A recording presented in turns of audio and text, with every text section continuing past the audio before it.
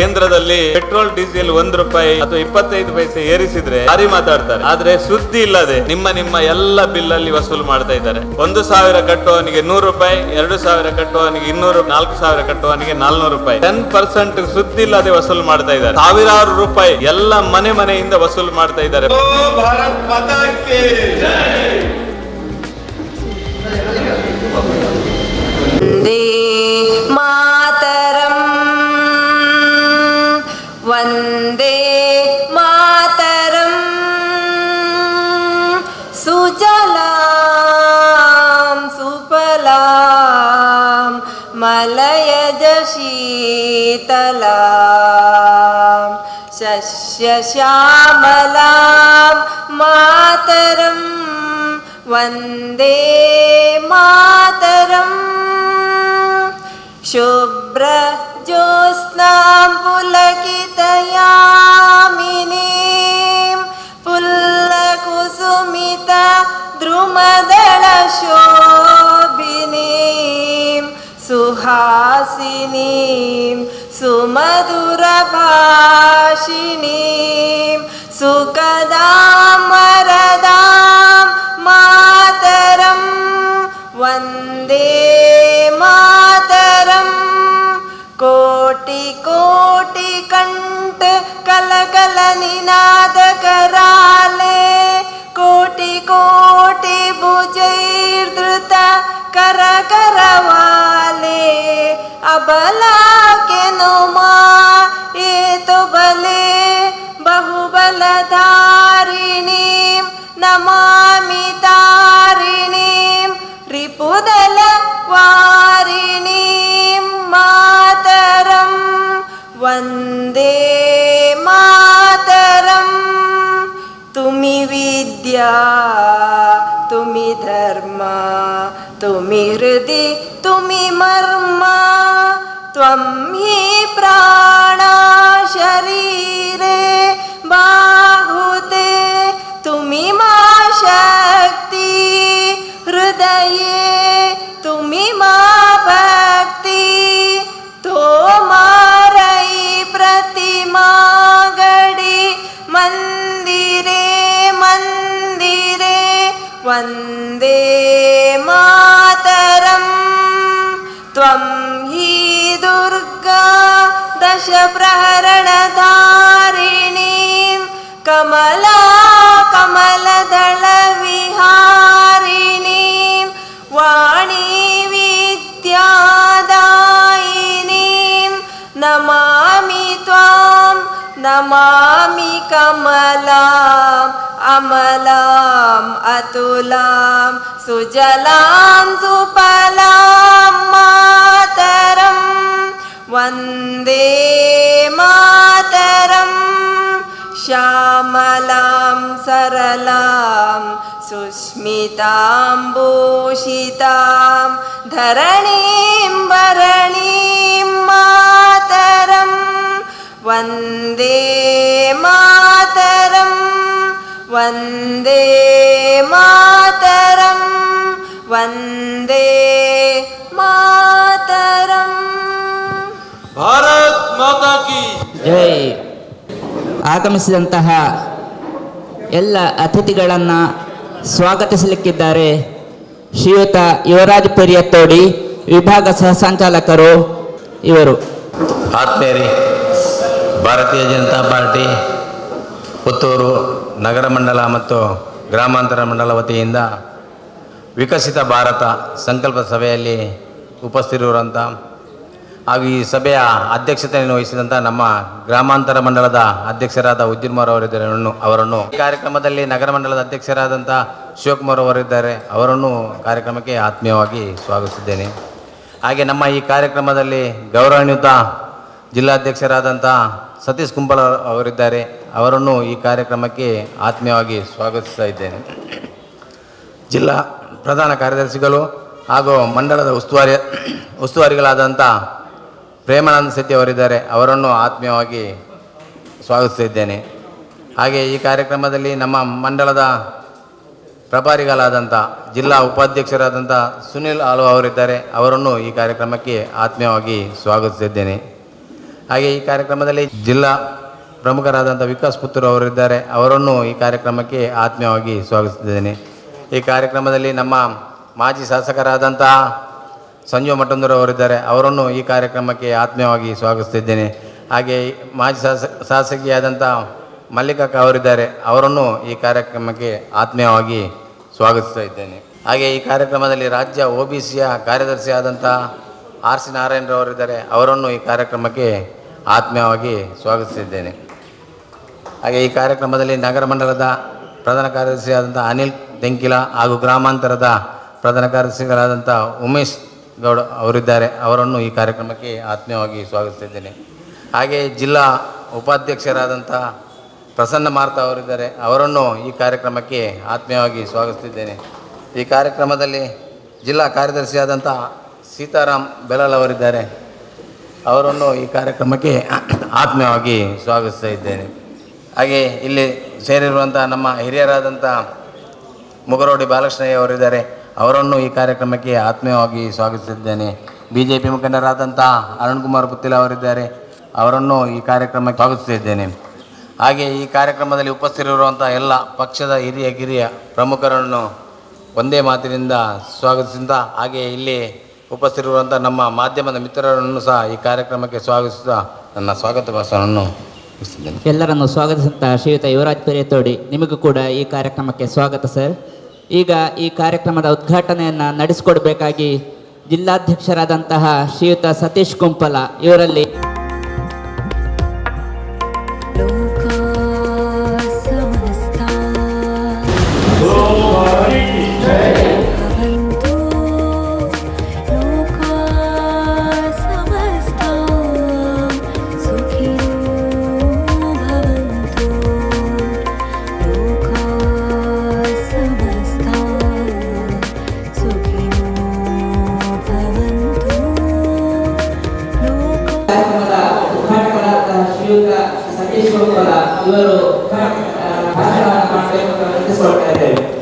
ಭಾರತ್ ಮಾತಾ ಕಿ. ಭಾರತೀಯ ಜನತಾ ಪಾರ್ಟಿ ಪುತ್ತೂರು ವಿಧಾನಸಭಾ ಕ್ಷೇತ್ರದ ಈ ಒಂದು ವಿಕಸಿತ ಭಾರತ ಸಂಕಲ್ಪ ಕಾರ್ಯಕ್ರಮದ ಕಾರ್ಯಾಗಾರದ ವೇದಿಕೆಯಲ್ಲಿರುವ ದಯಾನಂದ್ರೆ, ನಗರ ಮಂಡಲ ಅಧ್ಯಕ್ಷರಾದ ಶಿವಕುಮಾರ್ ರೈ, ಮಾಜಿ ಶಾಸಕರಾದ ಮಲ್ಲಿಕಾ ಪ್ರಸಾದ್ ಭಂಡಾರಿ ಅವರೇ, ಸಂಜೀವ ಮಠಂದೂರ್ ಅವರೇ, ಜಿಲ್ಲೆಯ ಪ್ರಧಾನ ಕಾರ್ಯದರ್ಶಿ ಪ್ರೇಮಾನಂದ್ ಶೆಟ್ರೆ, ನಮ್ಮ ಈ ಒಂದು ಕಾರ್ಯಕ್ರಮದ ಮೋದಿಯವರ ಸಾಧನೆಯನ್ನು 11 ವರ್ಷದ ಸಾಧನೆಯ ಕಾರ್ಯಕ್ರಮಗಳನ್ನು ಮಾಹಿತಿಯನ್ನು ನೀಡಲಿಕ್ಕಿರುವಂಥ ವಿಕಾಸ್ ಪುತ್ತೂರ್ ಅವರೇ, ನಮ್ಮ ಈ ಒಂದು ವಿಕಸಿತ ಭಾರತ ಸಂಕಲ್ಪದ ಜಿಲ್ಲಾ ಸಂಚಾಲಕರಾದ ಹರೀಶ್ ಕಂಜಿಪಿಲಿ ಅವರೇ, ನಮ್ಮ OBC ಮೋರ್ಚಾದ ರಾಜ್ಯ ಕಾರ್ಯದರ್ಶಿ ಆಗಿರುವ RC ನಾರಾಯಣರೇ, ಜಿಲ್ಲೆಯ ಉಪಾಧ್ಯಕ್ಷರು ಈ ಮಂಡಲದ ಪ್ರಭಾರಿಯಾಗಿರುವ ಸುನೀಲ್ ಆಳ್ವ ಅವರೇ, ನಮ್ಮ 23ನೇ ತಾರೀಕು ನಡೆಯುವಂಥ ಪ್ರತಿಭಟನಾ ಸಭೆಯ ಜವಾಬ್ದಾರಿಯನ್ನು ಹೊತ್ತಿರುವ ಜಿಲ್ಲಾ ಕಾರ್ಯದರ್ಶಿ ಸೀತಾರಾಮ್ ರೇ, ಈ ಮಂಡಲದ ಪ್ರಧಾನ ಕಾರ್ಯದರ್ಶಿಗಳಾದ ಉಮೇಶ್ ಗೌಡ ಅವರೇ, ಅನಿಲ್ ತೆಂಕಿಲ ಅವರೇ, ಜಿಲ್ಲೆಯ ಉಪಾಧ್ಯಕ್ಷರಾದ ಪ್ರಸನ್ನ ಮಾರ್ತಾ ಅವರೇ, ಮೋಹನ್ PS ಅವರೇ, ನಮ್ಮ ನಿತೇಶ್ ಶಾಂತಿವನ, ವೇದಿಕೆಯ ಮುಂಭಾಗದಲ್ಲಿರುವಂಥ ಅರುಣ್ ಪುತ್ತಿಲ್ರೇ, ರಾಜೇಶ್ ಬಣ್ಣೂರವರೇ, ಚಂದ್ರಶೇಖರ್ ರೇ, ಸಾಜಾ ರಾಧಾಕೃಷ್ಣ ಆಳ್ವರೇ, ಬಾಲಕೃಷ್ಣ ರೈ ಅವರೇ, ಸೇರಿರುವಂಥ ಎಲ್ಲ ಆತ್ಮೀಯರೇ, ವಿಪರೀತ ನಮ್ಮ ಜಿಲ್ಲೆಯಲ್ಲಿ ಮಳೆ ಬರುವಂಥ ಒಂದು ಸಂದರ್ಭದಲ್ಲಿ ನಮ್ಮ ಪಾರ್ಟಿಯ ಚಟುವಟಿಕೆಯನ್ನು ನಿರಂತರವಾಗಿ ಮುಂದೆ ತಗೊಂಡು ಹೋಗುವಂಥ ಒಂದು ದೊಡ್ಡ ಜವಾಬ್ದಾರಿಯ ಜೊತೆಗೆ ಇಡೀ ಜಿಲ್ಲೆಯಲ್ಲಿ ಓಡಾಟವನ್ನು ಮಾಡ್ತಾ ಇದ್ದೇವೆ. ನಮ್ಮ ಜಿಲ್ಲೆಯಲ್ಲಿ ರಾಜ್ಯದಿಂದ ಕೊಟ್ಟಿರುವಂಥ ಮತ್ತು ರಾಷ್ಟ್ರದಿಂದ ಕೊಟ್ಟಿರುವಂಥ ಕಾರ್ಯಕ್ರಮಗಳನ್ನು ನಿರಂತರವಾಗಿ ಅನುಷ್ಠಾನ ಮಾಡುವ ನಿಟ್ಟಿನಲ್ಲಿ ಇವತ್ತು ಈ ಕಾರ್ಯಾಗಾರಗಳನ್ನು ಎಲ್ಲ ವಿಧಾನಸಭಾ ಕ್ಷೇತ್ರದಲ್ಲಿ ನಡೆಸುವಂಥ ಪ್ರಯತ್ನವನ್ನು ಮಾಡಿದ್ದೇವೆ. ಈಗಾಗಲೇ 2-3 ಮಂಡಲಗಳಲ್ಲಿ ಈ ಒಂದು ಕಾರ್ಯಾಗಾರ ಆಗಿದೆ ಮತ್ತು ಇನ್ನೂ ಬಾಕಿ ಉಳಿದಂಥ ಕಾರ್ಯಾಗಾರ 21 ತಾರೀಕಿನ ಒಳಗೆ ಪೂರ್ತಿಯಾಗ್ತದೆ. ಈ ಕಾರ್ಯಕ್ರಮದಲ್ಲಿ ಅನೇಕ ಸಂಗತಿಗಳನ್ನು ನಮ್ಮ ಮೋದಿಯವರು ಮಾಡಿರುವಂಥ ಸಾಧನೆಯ ಬಗ್ಗೆ, ಸರ್ಕಾರದ ಸಾಧನೆಯ ಬಗ್ಗೆ ಮತ್ತು ಈ ಕಾರ್ಯಾಗಾರದಲ್ಲಿ ಮುಂದಿನ ದಿನಗಳಲ್ಲಿ ನಮ್ಮ ಸಂಘಟನೆಯನ್ನು ಈ ಕೇಂದ್ರ ಸರ್ಕಾರದ ಸಾಧನೆಯನ್ನು ಕೆಳ ಹಂತಕ್ಕೆ ಯಾವ ರೀತಿ ತಗೊಂಡೋಗಬೇಕು, ಜನಸಾಮಾನ್ಯರಿಗೆ ಕೇಂದ್ರ ಸರ್ಕಾರದಿಂದ ಆಗಿರುವಂಥ ಪ್ರಯೋಜನವನ್ನು ಜನರಿಗೆ ಮುಟ್ಟಿಸುವ ನಿಟ್ಟಿನಲ್ಲಿ ಈ ಒಂದು ಕಾರ್ಯಾಗಾರ ಅತ್ಯಂತ ಮಹತ್ವಪೂರ್ಣವಾದಂಥ ಒಂದು ಕಾರ್ಯಾಗಾರ ಅಂತ ತಿಳ್ಕೊಂಡಿದ್ದೇನೆ. ಈ ಕಾರ್ಯಾಗಾರದ ಮುಖಾಂತರ ನಾವು ಮಂಡಲದಲ್ಲಿರುವಂಥ ಎಲ್ಲ ಪದಾಧಿಕಾರಿ ಮತ್ತು ಮಹಾಶಕ್ತಿ ಕೇಂದ್ರ ಅಧ್ಯಕ್ಷ ಪ್ರಧಾನ ಕಾರ್ಯದರ್ಶಿಯಿಂದ ಹಿಡಿದು ಶಕ್ತಿ ಕೇಂದ್ರ ಬೂತಿನ ಅಧ್ಯಕ್ಷರ ತನಕ ಎಲ್ಲ ಕೆಲಸ ಕಾರ್ಯವನ್ನು ಅತ್ಯಂತ ನಿಷ್ಠೆಯಿಂದ ಬೇರೆ ಬೇರೆ ಕೊಟ್ಟಿರುವಂಥ ಎಲ್ಲ ಕಾರ್ಯಕ್ರಮಗಳನ್ನು ಮಾಡುವಂಥ ಅವಶ್ಯಕತೆ ಇದೆ. ಈ ಹಿನ್ನೆಲೆಯಲ್ಲಿ ಸಾಧನೆ ಬಗ್ಗೆ ವಿಕಾಸ್ ಪುತ್ತೂರು ಮತ್ತು ಹೇಳ್ತಾರೆ. ಜೊತೆಗೆ ನಮ್ಮ ಈ ಕಾರ್ಯಾಗಾರದ ಮಹತ್ವ ಮತ್ತು ಕಾರ್ಯಾಗಾರ ಯಾವ ರೀತಿ ಮುಂದಿನ ದಿನಗಳಲ್ಲಿ ಚಟುವಟಿಕೆಯನ್ನು ಮಾಡಬೇಕು ಎನ್ನುವ ವಿಷಯವನ್ನು ಹರೀಶ್ ಕಂಜಿಪಿಲಿ ಅವರು ಮತ್ತೆ ಹೇಳ್ತಾರೆ. ಈ ಕಾರ್ಯಕ್ರಮದ ಮಧ್ಯದಲ್ಲಿ ನಾಡಿದ್ದು 21ನೇ ತಾರೀಕು ವಿಶ್ವ ಯೋಗ ದಿನಾಚರಣೆಯನ್ನು ನಮ್ಮ ನರೇಂದ್ರ ಮೋದಿ ಅವರ ಕನಸಿನ ಕಾರ್ಯಕ್ರಮ ಮತ್ತು ಭಾರತದ ಕಾರ್ಯಕ್ರಮ ಇದನ್ನು ಅಂತಾರಾಷ್ಟ್ರೀಯ ಮಟ್ಟದಲ್ಲಿ ಇವತ್ತು ವಿಶ್ವ ಯೋಗ ದಿನಾಚರಣೆಯನ್ನು ಮಾಡ್ತಾ ಇದ್ದಾರೆ. ನಾಡಿದ್ದು 21ನೇ ತಾರೀಕು ಈ ಕಾರ್ಯಕ್ರಮವನ್ನು ಕೂಡ ನಾವು ಈ ಒಂದು ವಿಧಾನಸಭಾ ಕ್ಷೇತ್ರದಲ್ಲಿ ಮಾಡಲಿಕ್ಕಿದೆ. ಈ ಸಂದರ್ಭದಲ್ಲಿ ವಿಶೇಷವಾಗಿ ಈ ಒಂದು ಕಾರ್ಯಕ್ರಮಕ್ಕೆ ಜಿಲ್ಲೆಯಿಂದ ಇಬ್ಬರನ್ನು ನಾವು ಜೋಡಣೆ ಮಾಡಿದ್ದೇವೆ. ಆದರೆ ಇದಕ್ಕೆ ಪೂರ್ತಿಯಾಗಿ ಯುವ ಮೋರ್ಚಾದವರು ಗಮನ ಕೊಡಬೇಕು. ಇಲ್ಲಿಯ ಎರಡೂ ಮಂಡಲದ ಅಧ್ಯಕ್ಷ ಪ್ರಧಾನ ಕಾರ್ಯದರ್ಶಿ ಎಲ್ಲ ಪದಾಧಿಕಾರಿಗಳು ಎರಡೂ ಮಂಡಲದಲ್ಲಿ ಒಂದು ದೊಡ್ಡ ಯೋಗ ಕಾರ್ಯಕ್ರಮ ಮತ್ತು ಶಕ್ತಿ ಕೇಂದ್ರದಲ್ಲಿ ಯೋಗ ಕಾರ್ಯಕ್ರಮವನ್ನು ಮಾಡಬೇಕು. ಇದು ಎಲ್ಲ ಕಡೆ ಸಾಂಕೇತಿಕವಾಗಿ ಮಾಡಬಾರದು, ನಿಜವಾದ ಅರ್ಥದಲ್ಲಿ ಯೋಗ ಕಾರ್ಯಕ್ರಮವನ್ನು ಈ ಭಾಗದಲ್ಲಿ ಪತಾಂಜಲಿ ಇರ್ಬೋದು, ಬೇರೆ ಬೇರೆ ಯೋಗ ಶಿಕ್ಷಣ ತರಬೇತಿ ಕೇಂದ್ರಗಳಿರ್ತದೆ, ಅವರನ್ನು ಸಂಪರ್ಕ ಮಾಡಿ ಕೇವಲ ಪಾರ್ಟಿ ಮಾತ್ರ ಅಲ್ಲ, ಸಾರ್ವಜನಿಕರು ಕೂಡ ಪಾಲ್ಗೊಳ್ಳುವ ರೀತಿಯಲ್ಲಿ ಒಂದು ಯೋಗ ಕಾರ್ಯಕ್ರಮವನ್ನು ಮಾಡಬೇಕು. ಜೊತೆಗೆ ಮೋದಿ ಸರ್ಕಾರದ ಸಾಧನೆಯ ಸಂದರ್ಭದಲ್ಲಿ ತಾಯಿಯ ಹೆಸರಲ್ಲಿ ಒಂದು ಸಸಿಯನ್ನು ನೆಡಬೇಕು ಅಂತ ಒಂದು ಕಾರ್ಯಕ್ರಮ ಇದೆ. ಇದನ್ನು ಕೂಡ ಎಲ್ಲರೂ ಕೂಡ ಜೊತೆಗೆ ಬೂತ್ ಮಟ್ಟದಲ್ಲಿ ಎಲ್ಲ ಕಡೆ ಸಸಿಯನ್ನು ನೆಡುವಂಥ ಕೆಲಸವನ್ನು ಮಾಡಬೇಕು. ಉದಾಹರಣೆಗೆ ನಮ್ಮ ಕೇಂದ್ರದ ಗ್ರಾಮೀಣಾಭಿವೃದ್ಧಿ ಸಚಿವರಾದ ಶಿವರಾಜ್ ಸಿಂಗ್ ಚೌಹಾಣ್ ಅವರು ಯಾವುದೇ ಕಾರ್ಯಕ್ರಮಕ್ಕೆ ಹೋದರೆ ಅಲ್ಲಿ ಒಂದು ಗಿಡ ನೆಡುವಂಥದ್ದನ್ನು ಅವರು ನಿರಂತರವಾಗಿ ಮಾಡ್ತಾರೆ. ಅದೇ ರೀತಿ ನೀವು ಸಹ ಮಾಡಬೇಕು ಅಂತ ಹೇಳೋದು. ಆದರೆ ಆಗದಿದ್ದರೂ ಕೂಡ ನಾಡಿದ್ದು ಎಲ್ಲ ಕಡೆ ಇದನ್ನೊಂದು ಪರಿಣಾಮಕಾರಿಯಾಗಿ ಗಿಡ ನೆಡುವುದು ಮಾತ್ರ ಅಲ್ಲ, ಗಿಡವನ್ನು ಪೋಷಣೆ ಮಾಡುವಂಥ ಜವಾಬ್ದಾರಿಯನ್ನು ಕೂಡ ನಾವು ಅದರ ಮಹತ್ವವನ್ನು ಇಟ್ಟುಕೊಂಡು ಕೆಲಸ ಮಾಡಬೇಕು ಅಂತ ವಿನಂತಿಯನ್ನು ಮಾಡ್ತೇನೆ. ಈ ಕಾರ್ಯಕ್ರಮಕ್ಕೆ ವಿಶೇಷವಾಗಿ OBC ಮೋರ್ಚಾದವರು, ಎರಡೂ ಮಂಡಲದ OBC ಮೋರ್ಚಾದ ಅಧ್ಯಕ್ಷರು, ಪ್ರಧಾನ ಕಾರ್ಯದರ್ಶಿ ಮತ್ತು ಎಲ್ಲ ಪದಾಧಿಕಾರಿಗಳು ಇದರ ಬಗ್ಗೆ ಗಂಭೀರವಾಗಿ ಇದರ ಗಮನವನ್ನು ಕೊಡಬೇಕು. ಭಾರಿ ದೊಡ್ಡ ಪ್ರಮಾಣದಲ್ಲಿ ಗಿಡ ನೆಡುವಂಥ ಕೆಲಸವನ್ನು ನಾವೆಲ್ಲ ಮಾಡಬೇಕಾಗಿದೆ. ನಂತರ ಬರುವಂಥದ್ದು ಶ್ಯಾಮ್ ಪ್ರಸಾದ್ ಮುಖರ್ಜಿ ಅವರ ಕಾರ್ಯಕ್ರಮ 23ನೇ ತಾರೀಕು ಶ್ಯಾಮ್ ಪ್ರಸಾದ್ ಮುಖರ್ಜಿ ಅವರ ಬಲಿದಾನ್ ದಿವಸ. ಆ ದಿವಸವನ್ನು ಎಲ್ಲ ಬೂತ್ ಲೆವೆಲಲ್ಲಿ ಎಲ್ಲ ಕಡೆ ನಾವು ಈ ಹಿಂದೆ ಕೂಡ ಮಾಡಿದ್ದೇವೆ. ಈ ಸಲ ಕೂಡ ನಾಡಿದ್ದು 23ನೇ ತಾರೀಕು ಬರ್ತದೆ. ಒಂದರ ಮೇಲೆ ಒಂದು ಕಾರ್ಯಕ್ರಮ ಇರ್ತದೆ. ಸ್ವಾಭಾವಿಕವಾಗಿ ನಿಮಗೆ ಅನಿಸ್ಬೋದು, ನಾವು ಕೆಲಸಕ್ಕೆ ಹೋಗ್ಲಿಕ್ಕಿಲ್ವ, ಎಲ್ಲ ಇದೇ ಮಾಡಿಕೊಂಡು ಕೂತ್ಕೊಳ್ಳೋದಾ ಅಂತ ಮನಸ್ಸಿಗೆ ಅನಿಸ್ಬೋದು. ಈ ಹಿಂದೆ ಕೂಡ ಇದೇ ಅನಿಸಿದೆ. ಆದರೆ ಕಾರ್ಯಕ್ರಮವನ್ನು ಮಾಡಬೇಕು. ಸಂಘಟನಾತ್ಮಕವಾಗಿ ನಾವು ಈ ಎಲ್ಲ ಕೇವಲ ರಾಜಕಾರಣಕ್ಕೋಸ್ಕರ ರಾಜಕಾರಣ ಅಲ್ಲ, ರಾಜಕಾರಣದ ಮಧ್ಯೆ ಸಾಮಾಜಿಕ ಚಟುವಟಿಕೆಯನ್ನು ಕೂಡ ನಾವು ಜನಪರವಾಗಿ ಮಾಡುವಂಥ ಅವಶ್ಯಕತೆ ಇದೆ. ಈ ಹಿನ್ನೆಲೆಯಲ್ಲಿ ನಮ್ಮ ಅಧ್ಯಕ್ಷರಿಂದ ಹಿಡಿದು ರಾಷ್ಟ್ರೀಯ ನಾಯಕರು ಏನು ಯೋಚನೆ ಮಾಡಿದ್ದಾರೆ ಅದನ್ನು ನಾವು ಇಲ್ಲಿ ಅನುಷ್ಠಾನ ಮಾಡುವಂಥ ಅವಶ್ಯಕತೆ ಇದೆ. ಈ ಕಾರ್ಯಕ್ರಮವನ್ನು ಶ್ಯಾಮ್ ಪ್ರಸಾದ್ ಮುಖರ್ಜಿ ಅವರ ಕಾರ್ಯಕ್ರಮವನ್ನು ವಿಶೇಷವಾಗಿ ಮಹಿಳಾ ಮೋರ್ಚಾದವರು ಹೆಚ್ಚು ಗಮನಿಸಬೇಕು. ಎಲ್ಲ ಕಡೆ ಎಲ್ಲ ಬೂತಲ್ಲಿ ಆಗಬೇಕು. ಜೊತೆಗೆ ಶ್ಯಾಮ್ ಪ್ರಸಾದ್ ಮುಖರ್ಜಿ ಅವರ ಕಾರ್ಯಕ್ರಮವನ್ನು ನಮ್ಮ ಎಲ್ಲ ಕಾರ್ಯಕ್ರಮವನ್ನು ಎಲ್ಲಿ ಕಾರ್ಯಕ್ರಮ ಆಗಿದೆ ಅದನ್ನು ಅಪ್ಲೋಡ್ ಮಾಡುವಂಥ ಕೆಲಸವನ್ನು ಕೂಡ ನಾವು ಮಾಡಬೇಕು. ಈ ಎಲ್ಲ ಕಾರ್ಯಕ್ರಮದ ಜೊತೆಗೆ 23ನೇ ತಾರೀಕು ವಿಶೇಷವಾಗಿ ನಮ್ಮ ಜಿಲ್ಲೆಯಲ್ಲಿ ಒಂದು ಹೊಸ ಕಾರ್ಯಕ್ರಮವನ್ನು ಮತ್ತು ಜನಪರವಾದ ಕಾರ್ಯಕ್ರಮವನ್ನು ಈಗಾಗಲೇ ಯೋಚನೆ ಮಾಡಿದ್ದೇವೆ. ಇದಕ್ಕೆ ಹೆಚ್ಚು ಮಹತ್ವ ಕೊಡಬೇಕು ಅಂತ ನಾನು ನಿಮ್ಮಲ್ಲಿ ಕಳಕಳಿಯಿಂದ ವಿನಂತಿ ಮಾಡೋದು. ವೇದಿಕೆಯಲ್ಲಿರುವ ಮೇಲಿರುವ ಎಲ್ಲ ನಮ್ಮ ಪದಾಧಿಕಾರಿ ಮತ್ತು ಎದುರುಗಡೆ ಇರುವಂಥ ಎಲ್ಲ ಕಾರ್ಯಕರ್ತರು ಇದರ ಬಗ್ಗೆ ಒಂದು ಗಂಭೀರವಾಗಿ ಒಂದು ಯೋಚನೆ ಮಾಡಬೇಕು ಅಂತ ವಿನಂತಿಯನ್ನು ಮಾಡ್ತಾ, ನಾಡಿದ್ದು 23ನೇ ತಾರೀಕು ಎಲ್ಲ ಗ್ರಾಮ ಪಂಚಾಯತ್ ಪುತ್ತೂರಲ್ಲಿರುವಂಥ ಎಲ್ಲ ಗ್ರಾಮ ಪಂಚಾಯತ್ ಎದುರುಗಡೆ ಮತ್ತು ಪಟ್ಟಣ ಪಂಚಾಯತ್ ಮತ್ತು ನಗರಸಭೆ ಎದುರುಗಡೆ ನಾವು ರಾಜ್ಯದ ಕಾಂಗ್ರೆಸ್ ಸರ್ಕಾರ ಜನವಿರೋಧಿ ನೀತಿಯನ್ನು ಏನು ಅನುಸರಿಸ್ತಾ ಇದೆ, ಜನಸಾಮಾನ್ಯರಿಗೆ ಏನು ಅನ್ಯಾಯ ಆಗ್ತದೆ ಇದರ ವಿರುದ್ಧ ಒಂದು ಹೋರಾಟ ಮಾಡುವಂಥ 4 ಅಂಶಗಳನ್ನು ಇಟ್ಟುಕೊಂಡು ಹೋರಾಟ ಮಾಡುವಂಥ ಒಂದು ಕಾರ್ಯಕ್ರಮವನ್ನು, ಪ್ರತಿಭಟನಾ ಕಾರ್ಯಕ್ರಮವನ್ನು ಇಟ್ಟುಕೊಂಡಿದ್ದೇವೆ. ಅದಕ್ಕೆ ಸಂಪೂರ್ಣವಾಗಿ ತೊಡಗಿಸಿಕೊಳ್ಬೇಕು. ಯಾಕೆಂದರೆ 23ನೇ ತಾರೀಕು ಶ್ಯಾಮ್ ಪ್ರಸಾದ್ ಮುಖರ್ಜಿ ಅವರ ಈ ಕಾರ್ಯಕ್ರಮದ ಜೊತೆಗೆ ಆ ಕಾರ್ಯಕ್ರಮ ಹೇಗೆ ಅಂತ ನಿಮ್ಮ ಮನಸ್ಸಲ್ಲಿ ಬರ್ಬೋದು. ಎಲ್ಲರಲ್ಲಿ ವಿನಂತಿ ಮಾಡುವಂಥದ್ದು, ಇದು ಎಲ್ಲ ಗ್ರಾಮ ಪಂಚಾಯತ್ ಎದುರುಗಡೆ ಆಗುವುದಕ್ಕೆ ಮುಂಚೆ 1 ಗಂಟೆ ಮುಂಚೆ ನೀವು ಎಲ್ಲ ಬೂತ್ಗಳಲ್ಲಿ ಸೇರಬೇಕು. ಎಲ್ಲ ಬೂತ್ಗಳಲ್ಲಿ ಒಂದು 25-30 ಜನ ಎಲ್ಲ ಬೂತ್ಗಳಲ್ಲಿ ಸೇರಬೇಕು. ಬೂತಲ್ಲಿ ಶ್ಯಾಮ್ ಪ್ರಸಾದ್ ಮುಖರ್ಜಿ ಅವರ ಬಲಿದಾನ ದಿವಸ ಅನ್ನೋ ಕಾರ್ಯಕ್ರಮವನ್ನು ಮಾಡಬೇಕು. ಅಲ್ಲಿಂದ ಪ್ರತಿಭಟನೆಗೆ ಎಲ್ಲರೂ ಗ್ರಾಮ ಪಂಚಾಯತಿಗೆ ಬರಬೇಕು. ಸಿದ್ದರಾಮಯ್ಯ ಇದನ್ನು ಎಲ್ರಿಗೂ ಹೇಳಬೇಕು, ಎಲ್ಲ ಕಡೆ ಆಗಬೇಕು. ಈ ಪ್ರತಿಭಟನೆ ಯಾಕೆ, ಪ್ರತಿಭಟನೆ ಮಾಡುವಂಥ ಅವಶ್ಯಕತೆ ಏನು, ಮತ್ತು ಪ್ರತಿಭಟನೆ ಯಾವ ವಿಚಾರಕ್ಕೋಸ್ಕರ ಮಾಡ್ತೀವಿ ಅನ್ನೋದನ್ನು ನಿಮ್ಮ ಗಮನಕ್ಕೆ ತರಲಿಕ್ಕೆ ಇಚ್ಛೆ ಪಡ್ತೇನೆ. ಸ್ವಾಭಾವಿಕವಾಗಿ ನಾವು ನಗರ ಪ್ರದೇಶದಲ್ಲಿ ಬೇರೆ ಬೇರೆ ಭಾವನಾತ್ಮಕ ಸಂಗತಿ ಬರ್ತದೆ.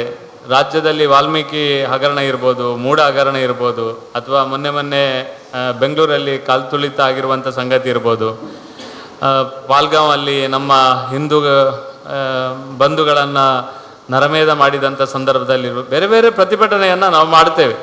ಸ್ವಾಭಾವಿಕವಾಗಿ ನಗರ ಪ್ರದೇಶದಲ್ಲಿ ಬೇರೆ ಸಂಗತಿಯ ಬಗ್ಗೆ ನಾವು ಮಾಡ್ತೇವೆ. ಆದರೆ ಭಾರತೀಯ ಜನತಾ ಪಾರ್ಟಿ ಒಂದು ಜನಪರವಾದ ಪಾರ್ಟಿ, ಜನರ ಭಾವನೆಗಳಿಗೆ ಸ್ಪಂದನೆ ಮಾಡುವಂಥ ಪಾರ್ಟಿ ಅನ್ನೋದನ್ನು ನಾವು ಮತ್ತೆ ಮತ್ತೆ ಸಾಬೀತು ಮಾಡಬೇಕು ಮತ್ತು ಜನರ ಮಧ್ಯೆ ನಿಲ್ಲಬೇಕು ಎನ್ನುವ ಕಾರಣಕ್ಕೋಸ್ಕರ ಇವತ್ತು ಕರ್ನಾಟಕ ರಾಜ್ಯ ಕಾಂಗ್ರೆಸ್ ಸರ್ಕಾರ 2000 ಗ್ಯಾರಂಟಿಯಿಂದ ಹಿಡಿದು, ಮೆಸ್ಕಾಮಲ್ಲಿ ಫ್ರೀ ವಿದ್ಯುತ್ ಬಿಲ್ ಫ್ರೀಯಿಂದ ಹಿಡಿದು, ಬಸ್ ಫ್ರೀಯಿಂದ ಹಿಡಿದು, ವಿದ್ಯಾರ್ಥಿಗಳಿಗೆ ವಿದ್ಯಾರ್ಥಿ ವೇತನ ಕೊಡುತ್ತೇನೆ ಎನ್ನುವ ಕೆಲವು ಭರವಸೆ ಗ್ಯಾರಂಟಿಯನ್ನು ಕೊಟ್ಟಿದೆ.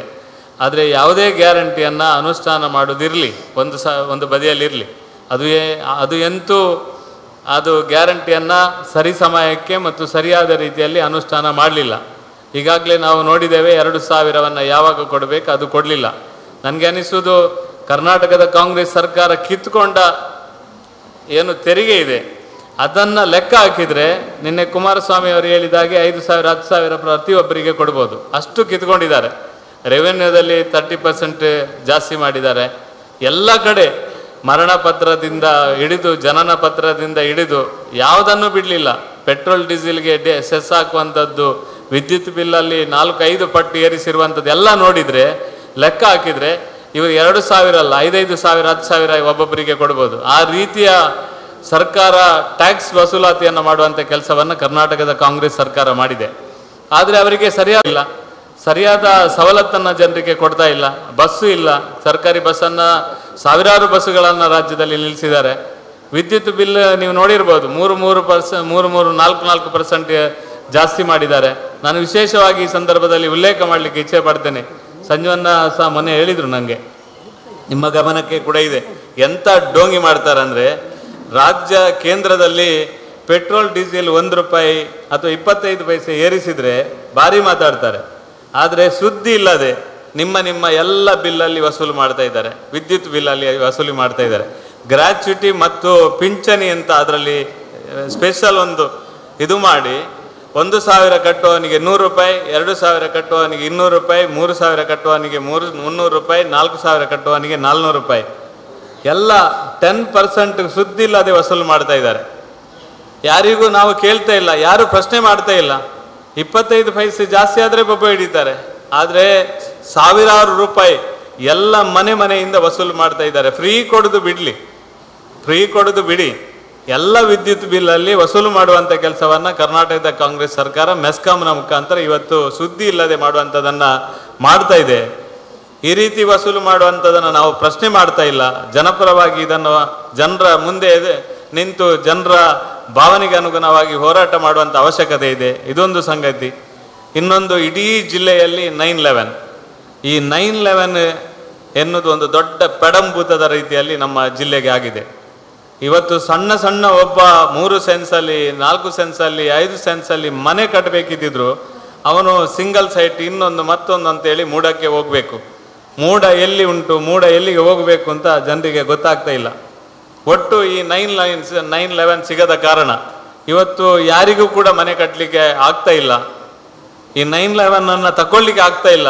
ಮೂಡದ ಪರಿಸ್ಥಿತಿ ಮಂಗಳೂರಲ್ಲಿದ್ದವರು ನಮಗೆ ಗೊತ್ತಿದೆ, ಮೂಡ ಕಥೆ ಏನು ಅಂತ ನಮಗೆ ಗೊತ್ತಿದೆ. ಮೂಡದ್ದು ಪರಿಸ್ಥಿತಿ ಏನು ಅಂತ ಗೊತ್ತಿದೆ. ಒಂದ್ಸಲ ಬ್ರೋಕರ್ ಹೋಗಬಾರ್ದು, ಒಂದ್ಸಲ ವಕೀಲರು ಹೋಗಬಾರ್ದು, ಏನೆಲ್ಲ ಮಾಡ್ತಾರೆ. ಅಲ್ಲ, ಒಟ್ಟು ಮೂಡ ಪೂಡ ಇದೆಲ್ಲ ಸೇಮ್. ಪರಿಸ್ಥಿತಿ ಹೇಗುಂಟು ಅಂತ ನಮಗೆ ಗೊತ್ತಿದೆ. ಅಲ್ಲಿ ಮೂಡದಲ್ಲಿ ಪೂಡದಲ್ಲಿ ಬೂಡದಲ್ಲಿ ಏನೆಲ್ಲ ಆಗ್ತದೆ ಅಂತ ನಮಗೆ ಗೊತ್ತಿದೆ. ಇವತ್ತು 9/11 ಅನ್ನೋದನ್ನ ಕೈ ಎಟುಕದ ಒಂದು ವಸ್ತಾಗಿ ಬಿಟ್ಟಿದೆ.